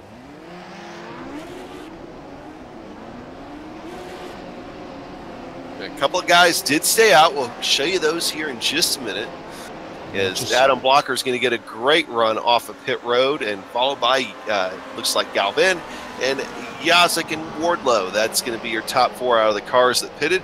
Now the question becomes, Woody Mahan. Woody decided to stay out. Will he come around? He's got a little bit of front wing damage, but he's been able to kind of creep back up there. And now maybe just trying to get a point for a lap lead or something here. We'll see if he decides he wants to come down pit road. He's going to stay out. Also staying out is going to be Bob Mikas. And we got Jason Galvin slowing down for some reason, letting everybody by. So I don't know if he got a penalty or something, but he's basically coming back in. Oh, there he is. He's letting everybody by. So he must have got a penalty. Yeah, he must have got caught speeding. Remember, these cars, they are old school Lotus 79 machines. They do not have pit speed limiters. So we've seen it before. I believe Yazik a few weeks ago got caught for speeding in one of the IndyCar races. So one of the cars that do have a pit limiter.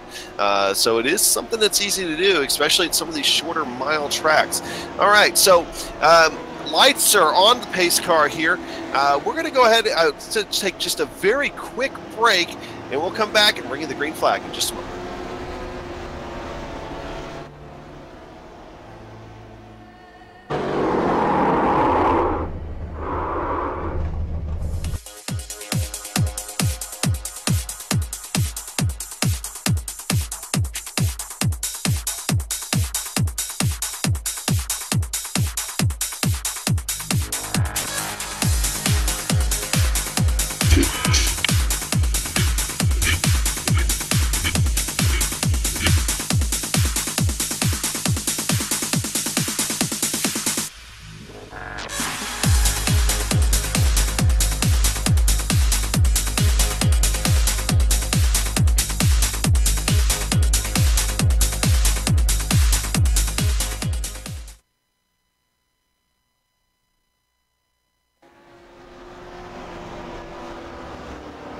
And the lights are off on the Mustang pace car as we come back to ISM Speedway. Here is your top 3. Woody Mahan, Bob Mikas, and Andrew Kinsella. All 3 have some slight damage on the front of their vehicles. We'll see how well they're able to hold off here. They're also going to be on older tires. Adam Blocker was the leader of the cars that came down pit road with Yazik and Wardlow and Workman behind him. Jason Galvin had a penalty, and it had to fall to the back. Woody Mahan gets a good jump over top of Bob Mikas. Woody Mahan's going to get at least a couple laps led here under caution, and now one as they come to green, and maybe another one as Bob Mikas isn't going to be close enough here to really challenge him. Adam Blocker is the one, though, that we're going to be keeping our eye on. Is he going to be able to cut through these guys? He's going to take a look to the outside here of Andrew Kinsella. We'll ride on board with Adam riding right above that roll bar as Brian Yazik's going to try to make a move here. Will he just follow? No, yeah, he's just going to go ahead and follow Adam Blocker and see Andrew Kinsella there on the inside. So move Adam Blocker now up into third.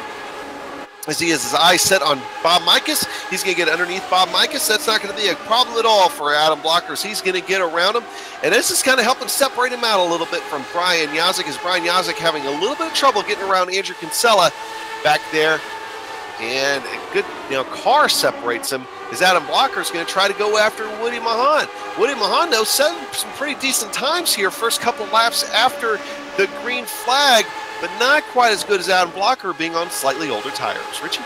Yeah, he's got a little bit of damage too, so he's suffering with a little bit of front wing damage. And basically Brian and Adam are got their clean cars, new tires. They've just methodically make their way up, but it's a good job for Woody. Good pit stop strategy, get himself in position, and just kind of hang tight right there until it's up. Yeah, big mess coming off the back straightaway, coming out of the dog leg. We're going to be looking at Andrew Kinsella here. Oh, that was Bart Workman there. Yeah, Bart Workman kind of drifted high, thinking he was clear. Wasn't quite, but that's going to put him on his lid. Another good couple of cars involved with that. Bart Workman will be out of this. George Adams is going to be out of this. So George Adams goes for a wild ride. Michael Goodman involved. Jaegerliner, Joe Branch. Yeah, Adam just can't catch a break tonight. He's been... Let's ride on board here with Joe Branch and that Indy Elite Series onboard camera. Oh, able to navigate most of it and kind of loses it at the tail end. The good news is I think the car's okay. So maybe we'll see that Indy Elite Pro Series camera once again here before the race is out. But he might be wanting to come down pit road for some fresh rubber after that one. Another guy that got a little bit of damage, and that's going to be Brian Beard. Brian Beard, of course, had really worked his way up through the field. He's got a little front wing damage now. So another big multi-car wreck here at ISM Raceway, Richie. Yeah, there's just an unfortunate mess there. It's just part of this racing, this tight goes. So that's why being up front is, kind of really important here. Well, one guy that I think is actually okay with seeing another caution is Woody Mahan. He still is able to hold off Adam Blocker long enough to be able to keep a hold of that lead, starting in 14th here for today. And by the way, that best lap that he ran, I think that was pretty close to almost right after that yellow flag. Nope, I'm actually wrong. I was kind of actually closer to the beginning of the race. So never mind I said anything about that. But Adam Blocker solidly in second. He'll be looking to try to take back that lead. And, of course, Brian Yazik now in third. There is a car that is kind of between them. That's Scott Johnson. Of course, he was involved in the caution before this. Has some front wing damage, but he is not part of your top four. He's just kind of up there in the mix right now.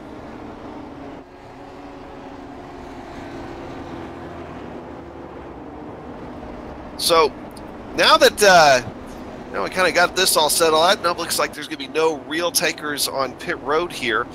We'll go ahead and take a quick break as pace car rounds turn 3.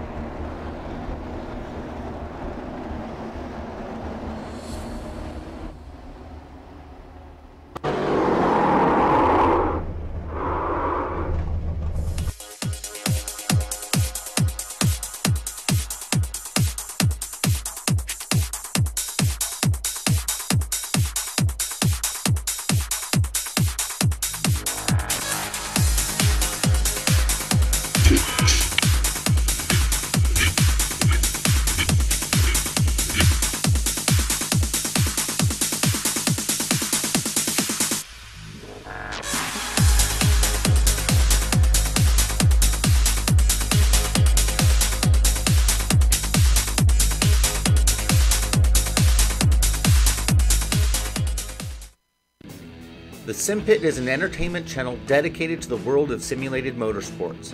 The SimPit is a leader in providing the sim racing community with news, reviews, interviews, DIY pieces, and instructional videos to make sim racing a better experience for all. Check us out at thesimpit.com or go to YouTube and just search for the SimPit. Mahon, Blocker, Yazik. That's your top three. As Mahon's going to be looking to get a good jump there, slows him down right as they come to the green flag. Woody Mahon gets another good restart over top of Adam Blocker, and Adam Blocker immediately falling back into the clutches of Brian Yazik. Brian Yazik in that HPP simulation machine trying to do his best to hold off Adam Blocker, or take the second place away from Adam Blocker so he can have a good run at Woody Mahon. Woody doing his best to try to run away. I do believe that Woody Mahon and Brian Yazik are teammates here for this season. They're both at least running HPP simulation sponsorship, and Woody Mahon able to hang on to that lead here for just a moment, but Yazik has cleared Adam Blocker. Just as I say that, Adam Blocker is going to get a good run to the inside. Adam Blocker actually got a good run on both of them. Almost had a good look at the lead, but now getting stuck behind Woody Mahon. Brian Yazik's going to try to go to the outside. Adam Blocker thought about it for a second, decided better of it.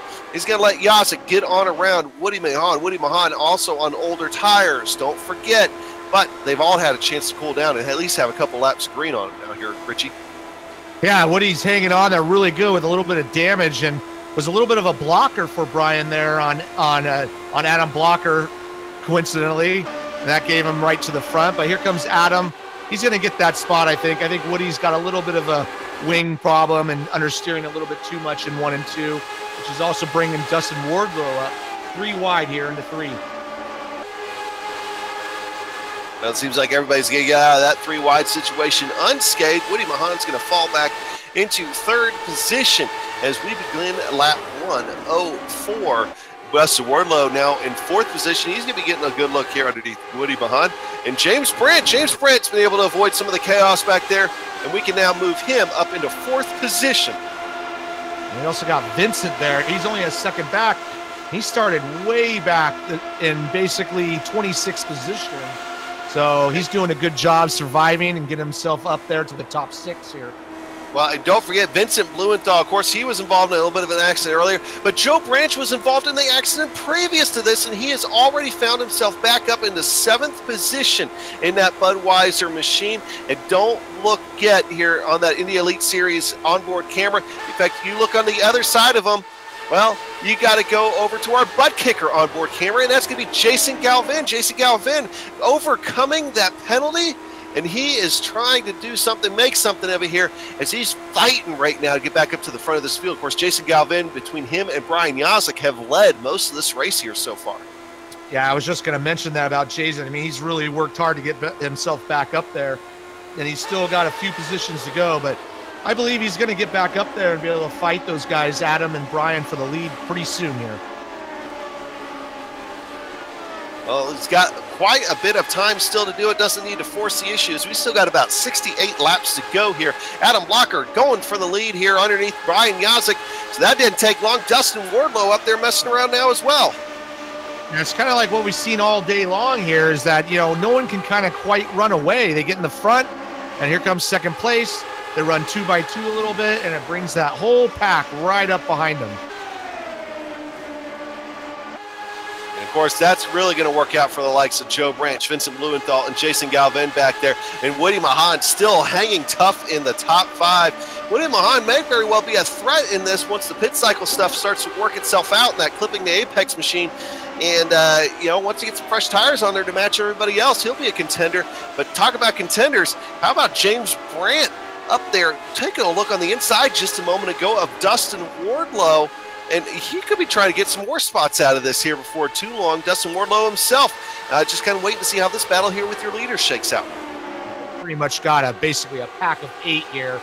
If Brian or Adam mess up at all, we got a lot of guys willing to take those positions from them. But like I said, here comes Jason Galvin. He's now made his way up to back to 6th place, and he's hunting for them. Well, the other flip side of that is if any of those guys make contact, there could be a whole lot of cars involved in the accident. As we've seen that multi-car accidents today have been the norm rather than the exception. I think everybody's kind of being mindful of that here at this point in the race. As we are now a little bit more than an hour into this race, we are getting ready to hit lap 112. Before you know it, the way these laps are clicking off, Richie, this thing will be over with. We could be on our way to a very, very close finish. I'd love to see it just go green, see some green flag pit stops maybe, and just see him fight him out just like this. It'd be great. I do like to see Dustin Warlow now back up this. He's up in the second. I think that's the highest he's been all night, if I'm not mistaken. And, you know, he's kind of hung back there in fourth, fifth position, and he's made his move, and he's looking for first place, you know, kind of hunting down Adam.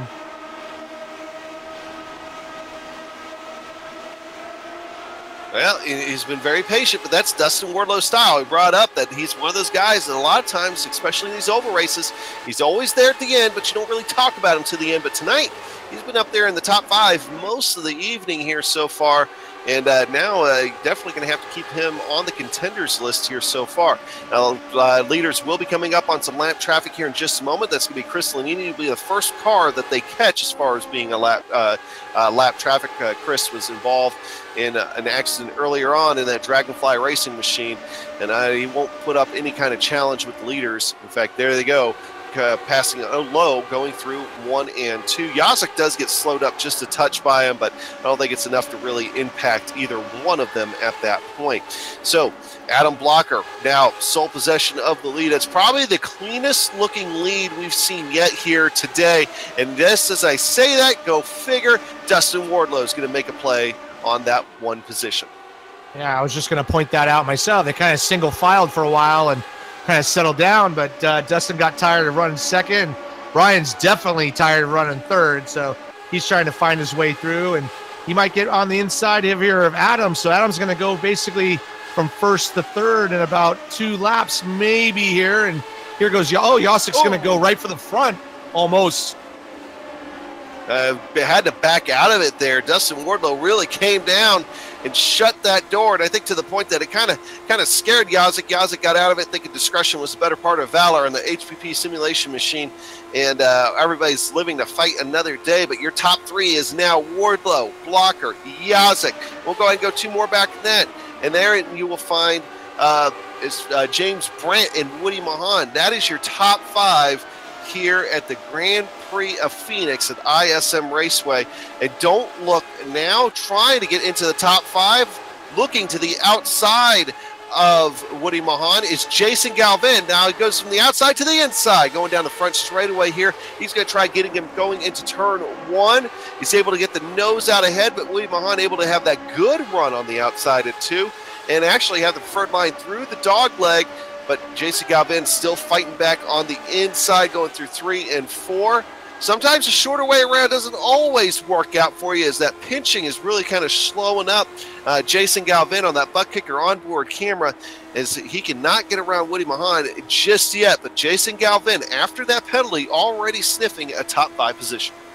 Yeah, I'm sure he's not happy that he got that penalty, and he was riding up front most of the day, and he's fought pretty hard to get up there, and hopefully he has a little bit of patience. He's right up there in the top 6 and in shooting range of the leader. And, you know, we'll see how his tires play out here. But, you know, Woody's holding him down, pinching him off, getting in his wake.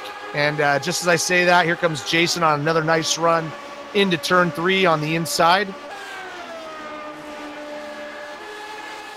Yeah, he's got him cleared now, as he should be able to slide right up in front of him there coming out of turn 4. Going down the front straightaway, we can give the 5th position to Jason Galvin. Another guy that's kind of just riding in place right next to him, but he's going to be the next one. Jason, go. Oh, got a car upside down. That was right in front of the leaders, too. Brian Beard was our spotlighted driver earlier on, and he had himself a good run going for a little bit before he got caught up in an accident. Oh, that was contact with Adam Blocker, it looks like. I think it might have been a little netcode contact with Adam Blocker and put him up into the wall and on his lid. Right on board Adam Blocker here. And I don't think it looked like a little bit of netcode. Yeah, I don't think you're ever actually going to see the wheels touch. But Brian Beard's car definitely acted like contact was made, even though there really wasn't. That's just a natural enemy of online sim racing, and sometimes you just kind of have to have those that net code that predict the prediction of where the car actually is, and sometimes it happens. But unfortunately, Brian Beard was the the victim of that here today. And here comes the leaders. 50 laps to go, roughly. It's going to be the last pit stop, I assume. We'll see how this works out. I think you're right. I think everybody's going to come down this time, and if it goes green the rest of the way, well, there they are. I'm actually running a replay just a touch. If everything goes green the rest of the way, I think you're right. I think this will be the last pit stop of the day. If we get another caution late, though, we'll have to see if somebody chances it and takes some tires. But one guy staying out, though, a couple of guys actually staying out. A big one staying out, though, is going to be James Krahula. And Jason Really Galvin, really got a good pit stop as well. Brian and Dustin kind of fell back, and so I'm curious to see what kind of tire strategy that worked out to be. A couple other guys staying out here too is going to be Bob Mikus and Michael Goodman. Now they are running a lap down, but this will put them back on the lead lap should they decide to go ahead and stay out. Michael Goodman's not going to take advantage of that. He is going to go ahead and come down pit road. And that's good. Well, actually, James Kahula is going to be behind Bob Mikus is going to be behind James Kahula, so he will not get that wave around. Now, James, can he make it the other way, the whole way from here, do you think? No, I don't believe he can. I think he came in last before the pit window to end this thing really got into sight. And he's running with a little bit of damage. I don't think he'll have the fuel mileage necessary to really pull that off, but even then, a little bit of a strategy play. It could be more about track position here for James Kahula. Might be trying to count on a caution happening a little bit later and everybody coming back down to get tires. Yeah, I'd be surprised if we have another caution if those leaders come down, so it might work against them, but you never know. I mean, you got to get out there and run some laps, get some sponsor plugs on that car, and and then maybe you can just kind of finish in the top 10 when you get near the end. Well, I will say, too, with this point of the race, we've only got 12 cars on the lead lap. Might as well take a chance. In fact, he's just going to go ahead and come down now. Now, who that really works out for is Bob Mikus, because now Bob should be able to take advantage of that wave around and get back up on the lead lap. Now, he does have a little bit of damage, but, being on that lead lap will definitely play dividends as far as if anything else happens over the course of the race. Try to get a few more positions. We got a regular players back up there in the top 3. Jason's in second. He had a pretty short pit stop, so we'll see. I don't know if he took tires or not, but his pit stop was, almost 2 seconds faster than Brian's. Well, that and many more questions are going to get ready to be answered here before too long as the Mustang pace car makes its way through the dog leg. They'll be coming back to the green flag here in just a moment as these cars, you're going to start hearing them get wound up.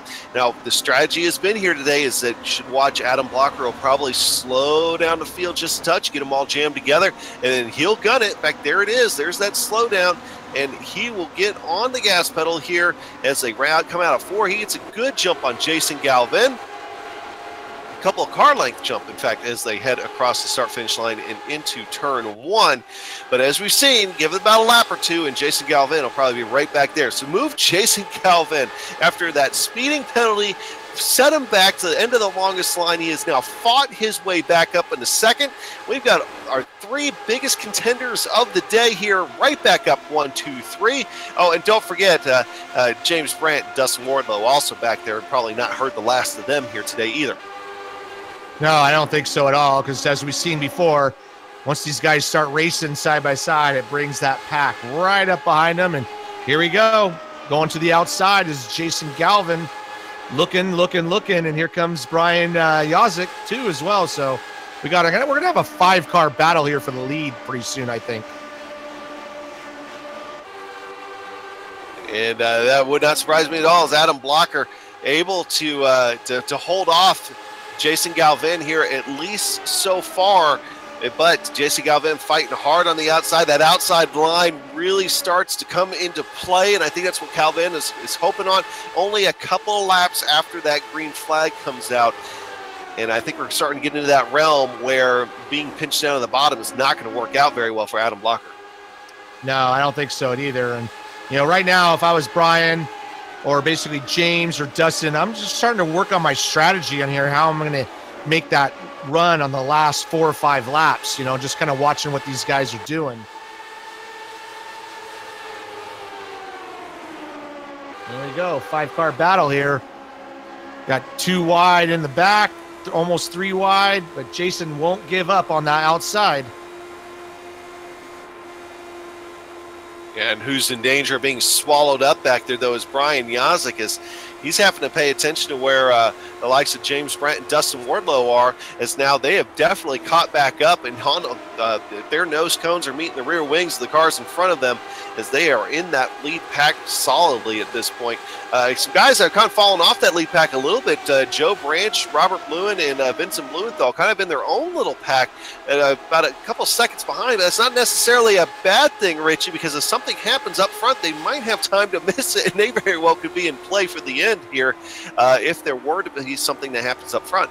Yeah, I absolutely agree. We've seen this happen a couple times in this race where, one car gets into it and then it wipes out 4 or 5. So having a little space is not the end of the world. Obviously, we've got quite a few laps left, so not desperate time, but, keeping it clean. As soon as these guys are running just like they're doing, 2 wide, 2 rows deep, those other guys if they can be smart and run single file, they'll catch back up. The sound of those Cosworth engines going around ISM Raceway is something to behold.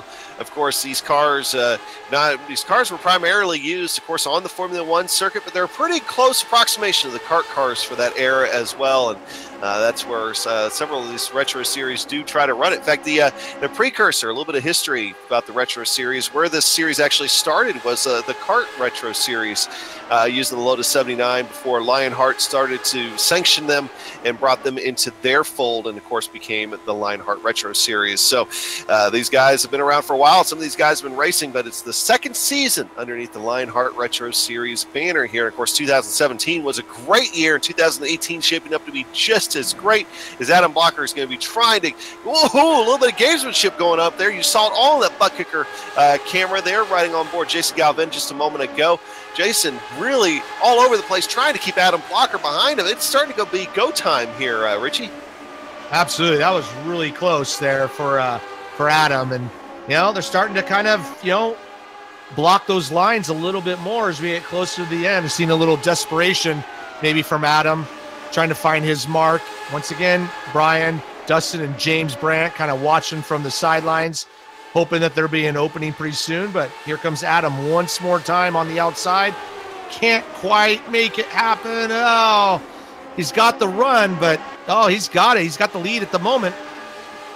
Yeah, Jason Galvin could not track all the way out to the wall. That slowed him up a little bit. Adam Blocker now fighting on the outside, and you got a second row behind him. Dustin Wardlow on the bottom, Yazik on the outside, and there are following who have the respective car in front of them around ISM Raceway here, going around turns 1 and 2. And Yazik just got a bird's eye view of this here on the HPP simulation on board. Yeah, he sure does, and just watching on his camera right here. And if I was him, I'd just kind of see what's going on and see what's working. And, hopefully you get a spot. But we still have about, 35 laps to go here. So we got a long ways before he has to make a move. And just as I say that, Dustin's going to try to move underneath him. And now they're going side by side for 3rd and 4th. Now, I did just do a check. Of course, I know that the action up front here tonight has been intense and well worth following, but there are no other real big battles on the racetrack right now outside of the top 5, and that's what we're going to be focusing on here for at least the next little bit, as the action is definitely heating up once again here at ISM Raceway, with Adam Blocker now on the outside of Jason Galvin.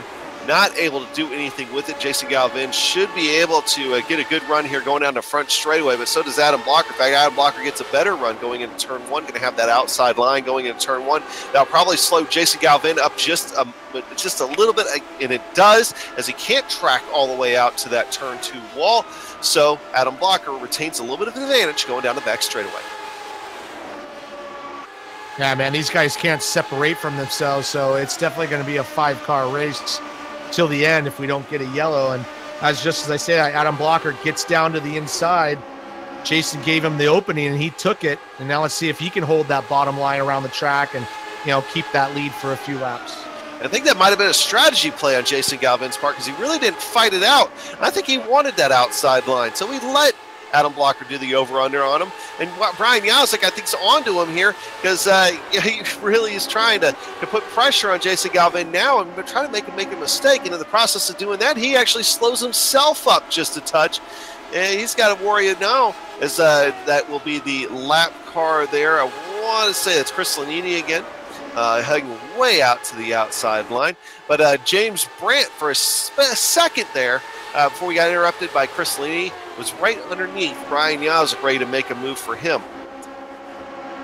Yeah, man, it's great to watch this side-by-side racing over and over again. And, you know, I'm kind of watching what James is doing, just hovering right there, keeping in the draft, and he's probably hoping that maybe something will happen and he can get his moment. But here comes Brian, man. He's desperate to get to that front, and he just can't quite get the opening that he's looking for just yet. Well, here in a couple of laps, they might catch Andrew Kinsella and Scott Johnson. They've only got about a corner to go before they catch those guys, and those guys are running a little bit closer together, not just a single car. So we'll have to see if that ends up splitting up this lead pack, Kenny. But right now, that's still side by side with Jason Galvin and Adam Blocker. The laps starting to tick away pretty quickly now. Is getting a really good long green flag run here. But that top five, you can throw a blanket over top of them right now. Yeah, that hasn't changed since the last green flag start here. You know, those guys in the back there are 7th, 8th, and 9th. Have been running single file, but I'm surprised that they haven't been able to make any inroad into the leaders there. Still, I mean, in fact, they're falling behind. So, you know, they're a good 4 seconds behind this group. So I think what we're going to see here, these 5 guys, unless we have some sort of caution, this is going to be our battle for the finish.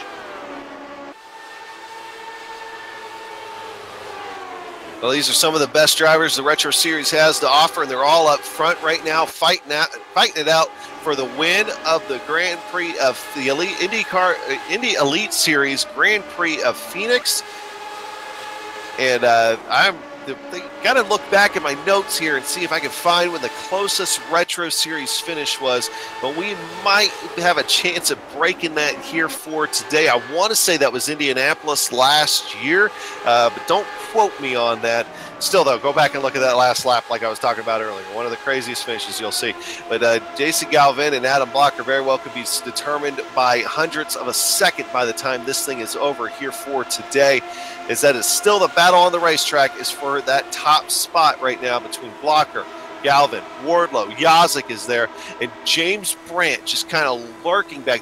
James Brandt, Richie, right now seems content to stay in 5th position. He has the speed, I think, to get up there and contend, but I think right now he's just kind of waiting to see what happens and also saving his equipment. Could he be saving tires?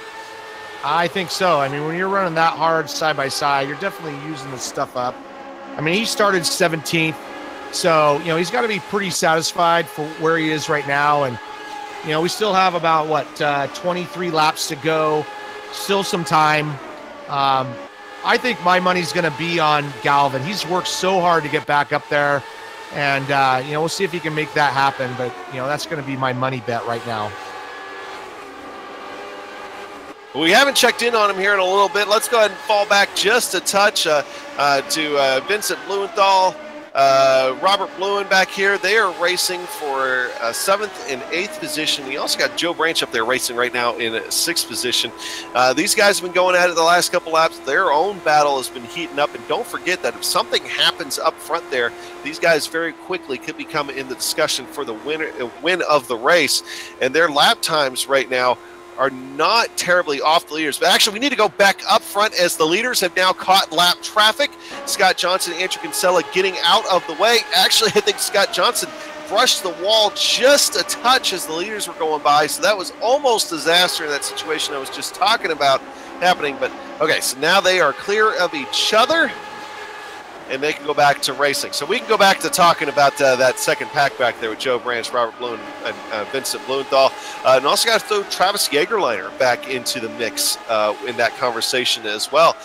Richie, once again, Travis Jagerliner, we've talked about him a couple of times as far as being close to accidents, but really haven't talked too much about him under green flag racing here today. It's another quiet day out there for him and up quite a few spots as well. Absolutely. And, those guys have got a good three-way battle for still in the top 10, which is a good points haul for the day. And, they've probably decided that, we can't quite catch those guys. So I'm going to race as hard as I can to finish in front of this pack. And as I say that, Vincent is making his move right there.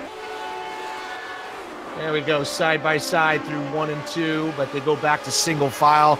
It seems really hard to make that move as these tires burn themselves off a little bit. Yeah, and while that was going on, Dustin Wardlow made a big play, was able to lead that lap with our leaders up front, and man, showed some muscle getting around Adam Blocker. And Adam Blocker was able to fight back on the inside, but here comes Dustin Wardlow down the back straightaway, showing he still has a little bit of muscle. With Adam Blocker having a tough time getting back around him. He's going to try the over-under, go back to the inside of him here, going back into turn 1. Jason Galvin's going to try to follow him, but to no avail. Jason Galvin actually has to back out about it a little bit. That's going to allow Brian Yazik to get it to the outside. And once again, James Brandt just kind of sitting back there, watching what happens. He is just watching what happens, and real close there for Adam Blocker, trying to make that move on the outside. But you called it there, Adam. Dustin's kind of hanging back there most of the race, and here we are, basically 15 to go, leading the race, and he's made his move. And let's see if he can hold on to it here, staying on that low line. From here on out, we will be following the leaders as this battle is going to be picking up. And with running 23-second lap times, this race is going to be over before we know it. And that battle's intense. In fact, Jason Galvin's going to try to make it 3 wide here going into turn 1. Dustin Wardlow holds his line going into the middle. Jason Galvin actually loses a lot of ground as he backs out of that 3 wide situation there. And he's going to have to give up 3rd position as well to Brian Yazik, and almost lost 4th position to James Brandt. But James Brandt actually, I think, let him back in line.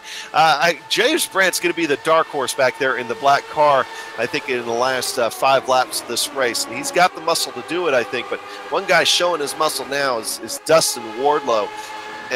First car, I want to say, Richie, in probably the last 50 laps, has shown strength to stay up front and not have to completely fight it off lap after lap. Yeah, he's really able to hug that white line all the way around, and it's just Adam just can't quite get up there. And maybe he was saving some of his tires, and now he's starting to use them to his advantage. Here comes Adam once again. Ooh, caution on the speedway. Oh boy, this will change everything. Try it. Was this that second group? Okay, so it looks like Robert Blumen involved. That 96 car. Oh, just the back end decides it wants to come around. We're going to ride on board here. Joe Branch, that Indy Elite Series onboard camera. We'll get a bird's eye view of this here, going down to turn 1. And back end just comes around. Yeah, Joe Branch nowhere to go, and that really knocked the front end out on Joe Branch's vehicle. I think it's mostly bodywork damage. I don't think it's anything. Of course, Pierre Daigle comes out talking about front and rear damage for somebody.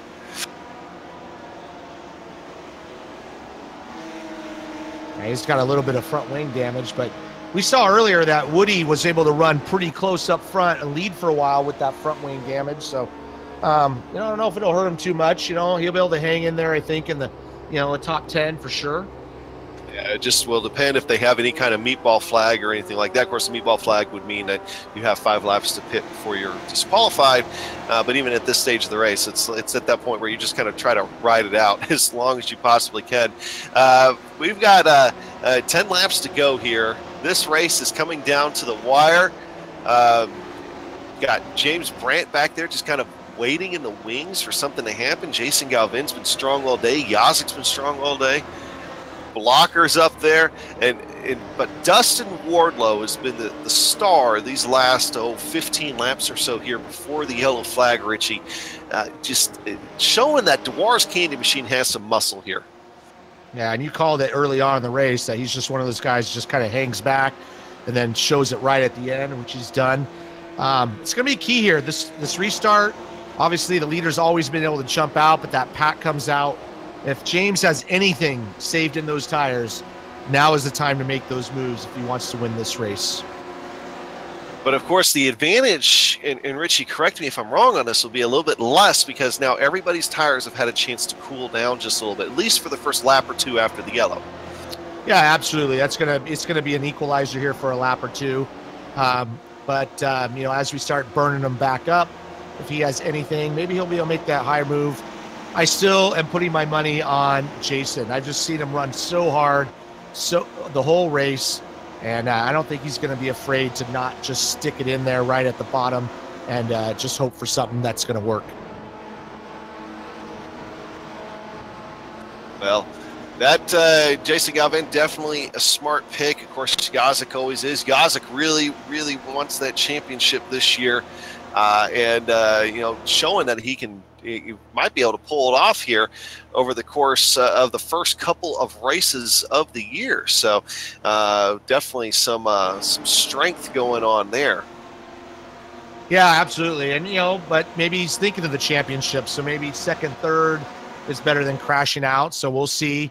I just haven't been able to see him make that move and just hold it there. So it should be really exciting. Obviously, Dustin, and he's been strong these last 20 laps or so. He's definitely not going to give it up easy at all.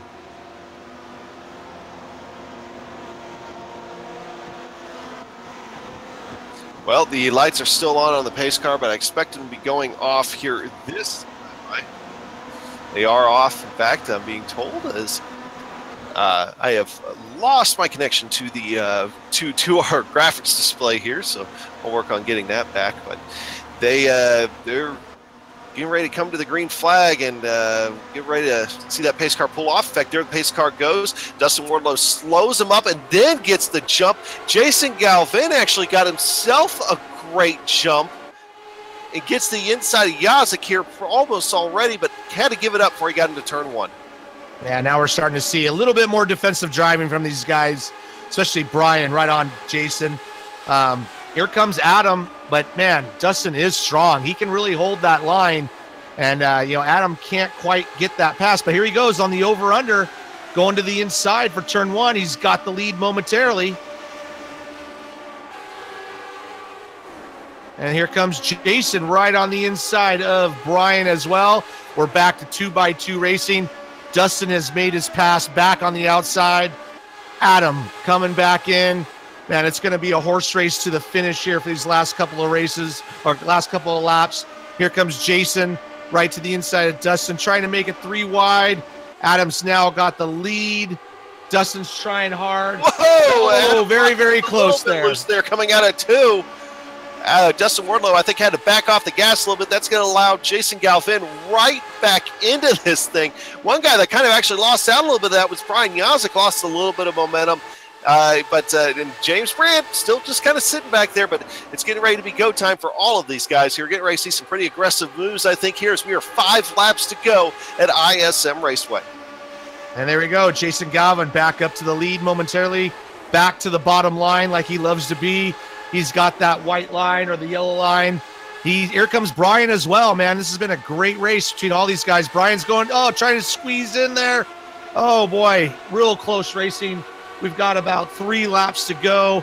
Man, they're getting close. Hopefully we can finish it out here under green. And Dustin Wardlow almost getting into the left rear tire there of Adam Blocker. Adam Blocker's car looks like it's starting to go away here in the closing laps as he slides almost up into Yazik, but he's really making a strong push for second place. You almost think about trying to go 3 wide once again going into turn 1. You're looking at the back of the butt kicker camera there on Jason Galvin's machine as he is in the lead at this point with 3 laps to go at ISM Raceway. Your top 5 right now is Galvin, Yazik, Blocker, Wardlow, and Brandt as they are just running away with this thing here right now as Yazik's going to take a look at the outside of Galvin. That would just be fitting to come down between these two. They ran side by side, I'd probably say a third of this race, and they're still going to go out of here. 2 laps to go, actually close to about a lap and a quarter as they're going around 3 and 4.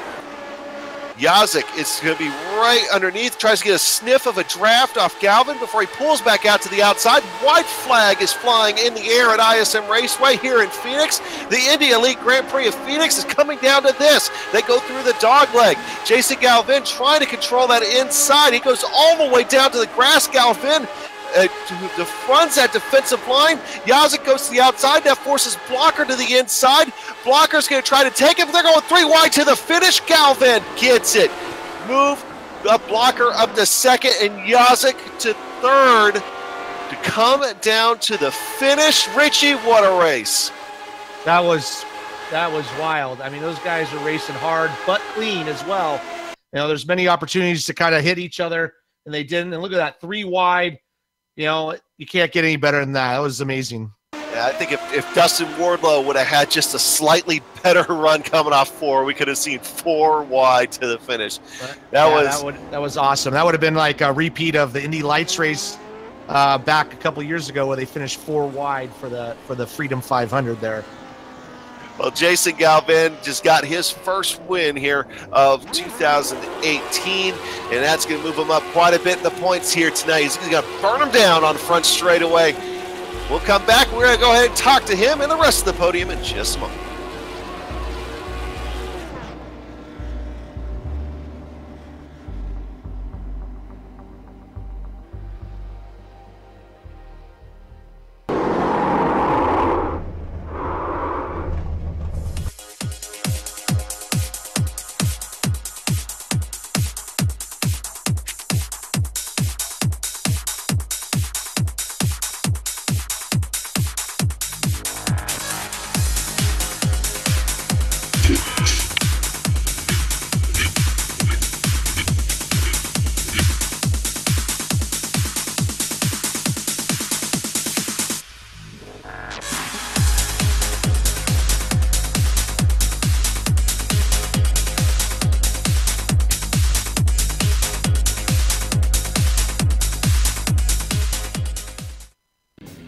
The SimPit is an entertainment channel dedicated to the world of simulated motorsports. The SimPit is a leader in providing the sim racing community with news, reviews, interviews, DIY pieces, and instructional videos to make sim racing a better experience for all. Check us out at thesimpit.com or go to YouTube and just search for the SimPit.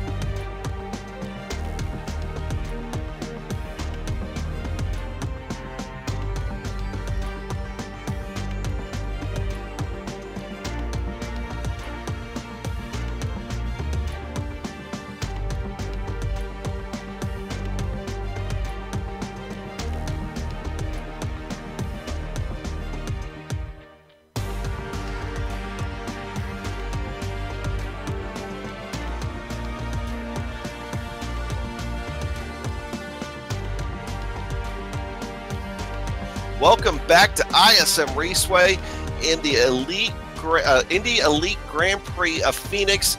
And now we're talking about the Plasma Tracks Victory Lane post-race show.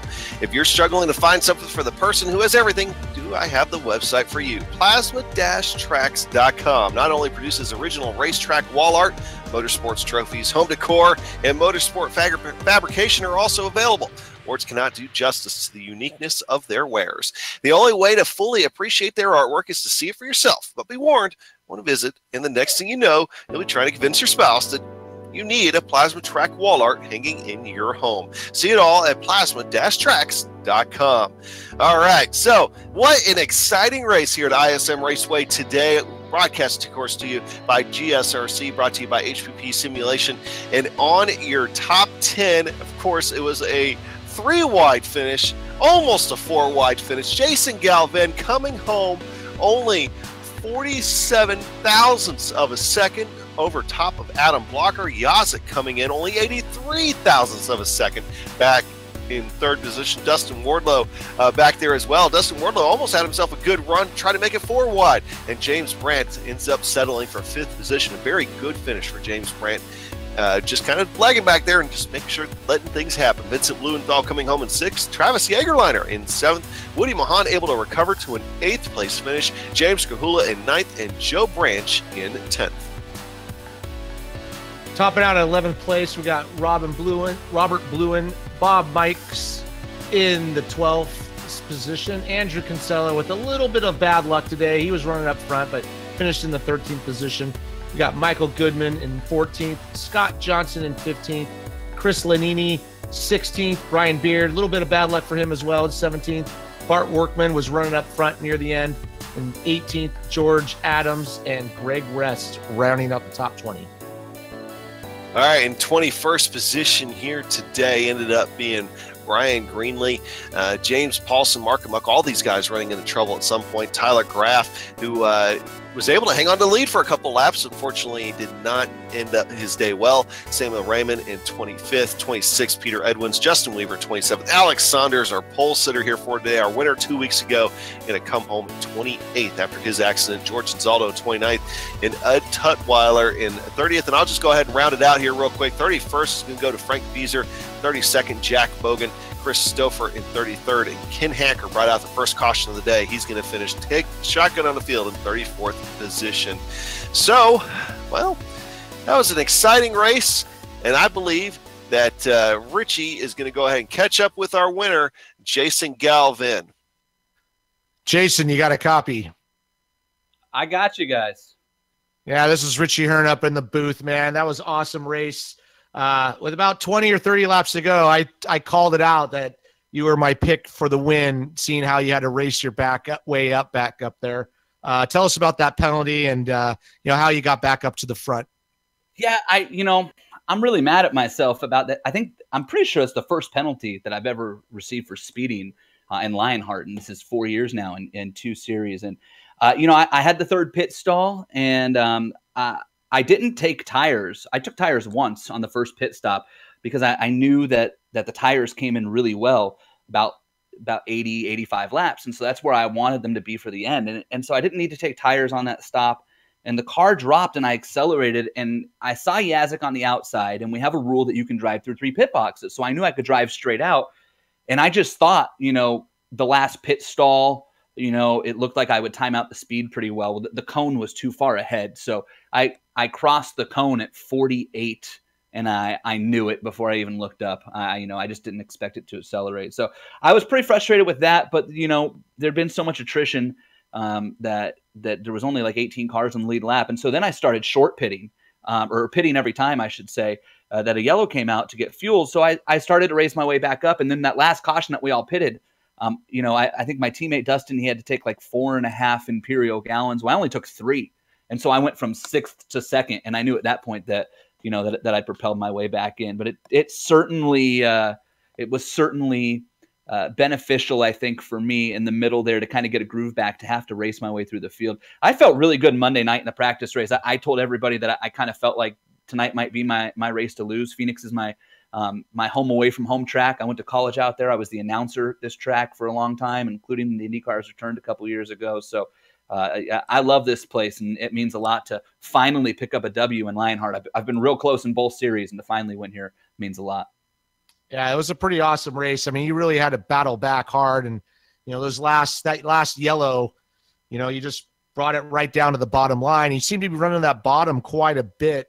Did it have any effect on the car at all, or were you wearing out the tires? I'm not sure how that was working, but when you got to the bottom, you didn't want to give it up. Yeah, so this car, for whatever reason, on ovals, the tire wear is beautiful. 100 laps, we'd only be wearing about 10 to 12% off. And when the fuel lightens up, it actually helps this car rotate quite a bit. And if you know how to drive it and kind of where to lift, it can be beneficial. And I found something Monday, and then I was at lunch with Dustin today, and he and I were talking, and he kind of found the same thing when it came to running the bottom in 1 and 2. And it didn't seem like anybody else had really found that.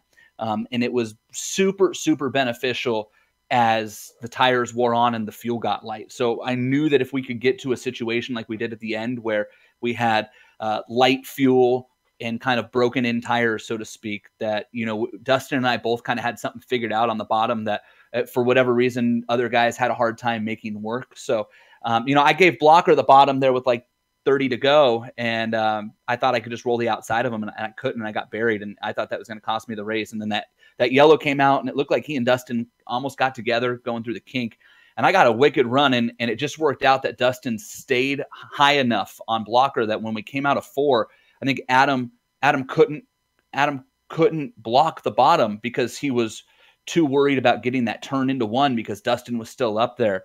And so he kind of went to the middle, and I was just able to cut under. So I got super, super lucky with that move, I think, and it just kind of worked out. No, that was really awesome. And once again, congratulations to that win. It was really hard fought.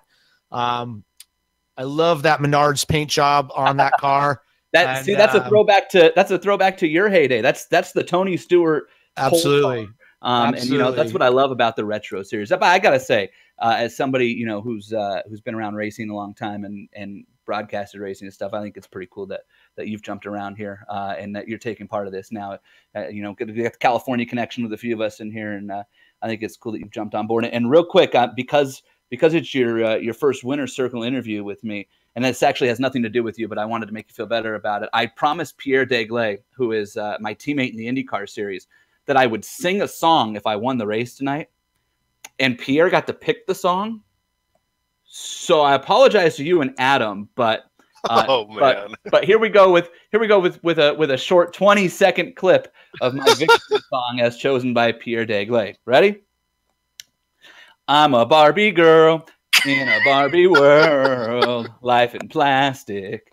It's fantastic. You can brush my hair, undress me everywhere. Imagination, life is your creation. Adam, this is your part. Come on, I know you know it. I'm good. I'm good. Okay, I'm good. I didn't realize it's going to turn into the Bob and Tom show. You know what? Hey, I promised Pierre, and anytime you can win a race, then I don't mind making fun of myself. So shout out to GSRC, everybody that sponsors the league, HPP. Thank you so much for what HPP has done for both of our leagues, and First Medical, Butt Kicker, Clipping the Apex, everybody else that's jumped on board. Raven Motorsports, it's our first win. It's a great team that we threw together just for retro. Dustin Wardlow is one of my best friends in real life, and George and Travis and Sam. They've been an incredible, fun team, and I felt like I let them down because I had to miss opening night to call a baseball game, and then last week I wrecked myself at Watkins Glen, and it's super, super uncharacteristic of me. I think I was the cleanest driver in this series last year, and I went and wrecked myself like an idiot. I had a bunch of incident points tonight, and I'm not real proud about either, but it was a fun night. Super proud to finally win at Phoenix, proud to put Raven in victory lane, and thank you to GSRC and everything that you guys do. Awesome. Well, there's our winner, folks. And we'll see you at the next one there, Jason. Awesome job. Thanks, Richie. More songs to come. We'll let you two pick the song next week if I win. Woohoo! That could be dangerous. All right. Come on, Barbie. Let's go party. We'll go ahead and bring on down Adam Blocker here, our second-place finisher here for today. Only a couple thousandths of a second back behind the singing prowess of Jason Galvan. Adam, I don't know if you just heard that on the interview there. If you are, your tears might be welling up in your eyes the same as they are in mine. I didn't hear it, but feel yourself lucky. Yeah, probably. But yeah, overall, it was a solid race. Ran up front, all night long. Had the pit strategy right. Stayed out of trouble, which was clearly important in this race. I think we only had like 11 cars finish on the lead lap. That was just, me being able to stay out front and qualify up front. So, yeah, in the closing stages, I was obviously going for the win because it was, definitely available to me. But worst case, I wanted a podium. And coming in with 2 to go, I was third. Last lap, I was third, coming to the final lap. So I'm happy to get second out of that position. But definitely could have won, but still happy with the result. Now, Adam, I got to say that that reminded me a lot, and I can't remember, and correct me if I'm wrong, if this was before or after. I mean, it's been almost a year ago now, before or after you joined the series, but were you part of the Indy 250 last year with these guys? No, I wasn't. Okay. Well, I was going to say this race reminded me a lot of that in that it was back and forth all the time up front, guys running side by side. What was that type of racing like? I mean, what's your heart rate like after that kind of event? Yeah, it was pretty crazy, especially like at the end we had pretty long gray flag runs. It was like 40 or 50 laps each time, except for like the last little short sprint. The crazy thing was that you could make the inside or the outside work in turn 1 at least. Inside was definitely better than 3 and 4. There was a line that you could run in 1 and 2 where you could get, a good run on the inside. But the thing is, after a number of laps, your tires just heated up and you couldn't keep it down there. I was trying to work on, I was hoping in the last stint when I got the lead on the inside, I was hoping I could just be able to keep it. But the other thing is that, guys are being really aggressive and they're going to take the inside away from you then. And the Highline was similar. The Highline was pretty tricky to get right, but if you got it right, you could flat foot it. But it's just a balance of like choosing when to go high, when to go low. It depended on where the cars were around you, and where the clean air was, and whether you're going to get pinched down low or not. There was a lot of factors, and it made for a really good race because you could use either line. We saw people pass for lead on both the inside and the outside, so it was good fun. Well, and then coming up here in 2 weeks, we got Imola. What do you think about Imola in these Lotus 79s? It's going to be a contender? I think it's Interlagos, but... Oh, Interlagos. Well, I don't know why I was thinking Imola. I was thinking something else entirely. You are correct. It is Interlagos. Well, normally I'm pretty competitive on the road courses, so I didn't have a good race last time out at Watkins Glen, but definitely optimistic I can get a good finish there. I also want to give a shout out to my teammate Joe Branch for sponsoring this race. His series, the Indy Elite Series, is going to have their Indy 500 on May 6th, so everyone should check that out and search Indy Elite Series on Facebook to get more information on that. All right, well, Adam, appreciate you stopping by, man, and you try to have a good night. Congratulations again on a great second-place finish. We'll go ahead and bring down Brian Yazik, and Richie Hearn's going to catch up with him. Brian, great race out there. Finished third, but only .083 from the win. You got to be pretty pleased with that. Yeah, I mean, that's not bad. You obviously, as a racer, you want to go for the win, but I'll take third. We had a real mediocre start of the season at Homestead, and then just kind of chipping away at the season and getting up there. Now we're second in points, so that's pretty cool. So if we can't win, top fives are what we're after. So mission accomplished for the night. Yeah, no, I kind of figured that, you're really into really wanting to win this championship, and so I figured you wouldn't push too hard. You did try really hard to get that lead and keep it. You just couldn't quite seem to make it happen. Was it a little bit tougher out there than you thought? Yeah, I mean, with these cars, they don't have enough horsepower, and they kick out enough, a big old wake behind them. So you really can't run away and hide. I'd get out to the front and I'd try running a line that I thought would work, and they would just swallow me right back up. So I thought, okay, I got to time this right. So we had some fun earlier in the race, and we sent it 3 wide into turn 3. And I'm like, all right, that worked once. It'll work again somewhere. And sure enough, coming with, I think, 3-4 to go, I got a run around the bottom and in turn 3, and I was able to get around Dustin and Adam. And, Adam was still up there, but Galvin left me just enough of a hole. And I decided to lick the stamp and send it again. And we came out of there P2, and not too bad for our HPP simulation, Loud Pedal Motorsports Lotus 79 machine. But you're right. All in all, we're aiming at the season-long championship. So top 5, if we can't win, top 5 is where we want to be. Yeah, no, absolutely. There's a lot of carnage out there this time. Next race is going to be on a road course, so you looking forward to that? Yeah, buddy. I got these HPP pedals right down here below me that are the best braking in sim racing. So when we go off into Interlagos and you get down in some of those corners, that brake pedal is going to be what you need to get. If Saunders shows up, we're going to be racing for second. So we got to keep our goals modest about that one. But I love road course racing. We're back at Watkins Glen next week in the IndyCar series. So that's next Wednesday. So everybody out there, tune on in and have a great show there. And all I know is we're going to try and keep plugging away at this championship and just keep putting this HPP forward, or this HPP simulation machine up at the front end of the field. Well, I definitely expect to see you up there each and every week. So great job tonight, and we'll see you next time. All right, sounds good. Thanks, Richie. All right, well, that's about going to close us out here for today. I want to give a shout out, of course, to the rest of the top five, that being Dustin Wardlow and Brant up there, and they wanted to talk to us, but you guys go talk to Jason about using up all the time there with his rendition of Barbie Girl. All right, so the action is over for now. But when it's time to go sim racing again, nothing's going to beat the feel of a true hydraulic braking system from HPP Simulation. Designed and manufactured in the USA on state-of-the-art CNC equipment, HPP's hydraulic pedals and their accessories set the standard for simulation racing. For more information, please visit www.hppsimulation.com. And one of the other sponsors we'd like to thank here is Butt Kicker. Butt Kicker products add instant immersion to any game. Unlike a subwoofer that moves air and loses accuracy and force, Butt Kicker products move actual mass, producing a haptic immersion that's powerful and accurate. Butt Kicker products add that missing driver-to-car connection, bringing more realism and immersion to your sessions. See all the family of products at thebuttkicker.com. Use the promo code LION20 to get 20% off your order. And also, of course, a big shout out to the folks at the Sim Pit, Sean Cole and them, an entertainment channel dedicated to sim racing. Its focus is to bring you news, reviews, and information from around the world about sim racing hardware and software.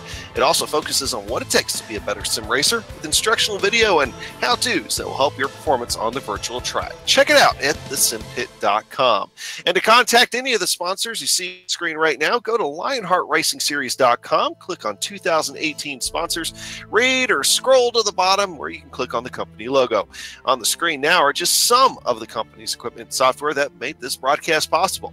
The iconic original music that lets your ears alert your eyes you're watching a GSRC production comes courtesy of Eric Eckholm and Casey Lalonde. See the screen for how to contact each of them. The Lionheart IndyCar Series returns in 2 weeks, May 3rd, for the Basita Bar and Grill 125 round 4 from Interlagos. We also have all our other broadcasts on screen, so check those out and mark them down on your calendar. If you'd like more information about GSRC, you can find it all at www.globalsimracingchannel.com. We're also on Twitter at GSRC Channel and Facebook at /Global Sim Racing Channel. We're also on Instagram at GSRC_Graham. And while you're here, don't forget to subscribe to our channel. That subscribe button is right there on your YouTube page. And finally, on behalf of Richie Hurt, who you just heard, and our director, I'm Jed Yaman, and of course, our camera artist, Dougie Beard, I'd like to thank all of y'all for watching. With that said, we're off to have fun storming the castle. So until next time, race clean, race hard, and we'll see you on the track.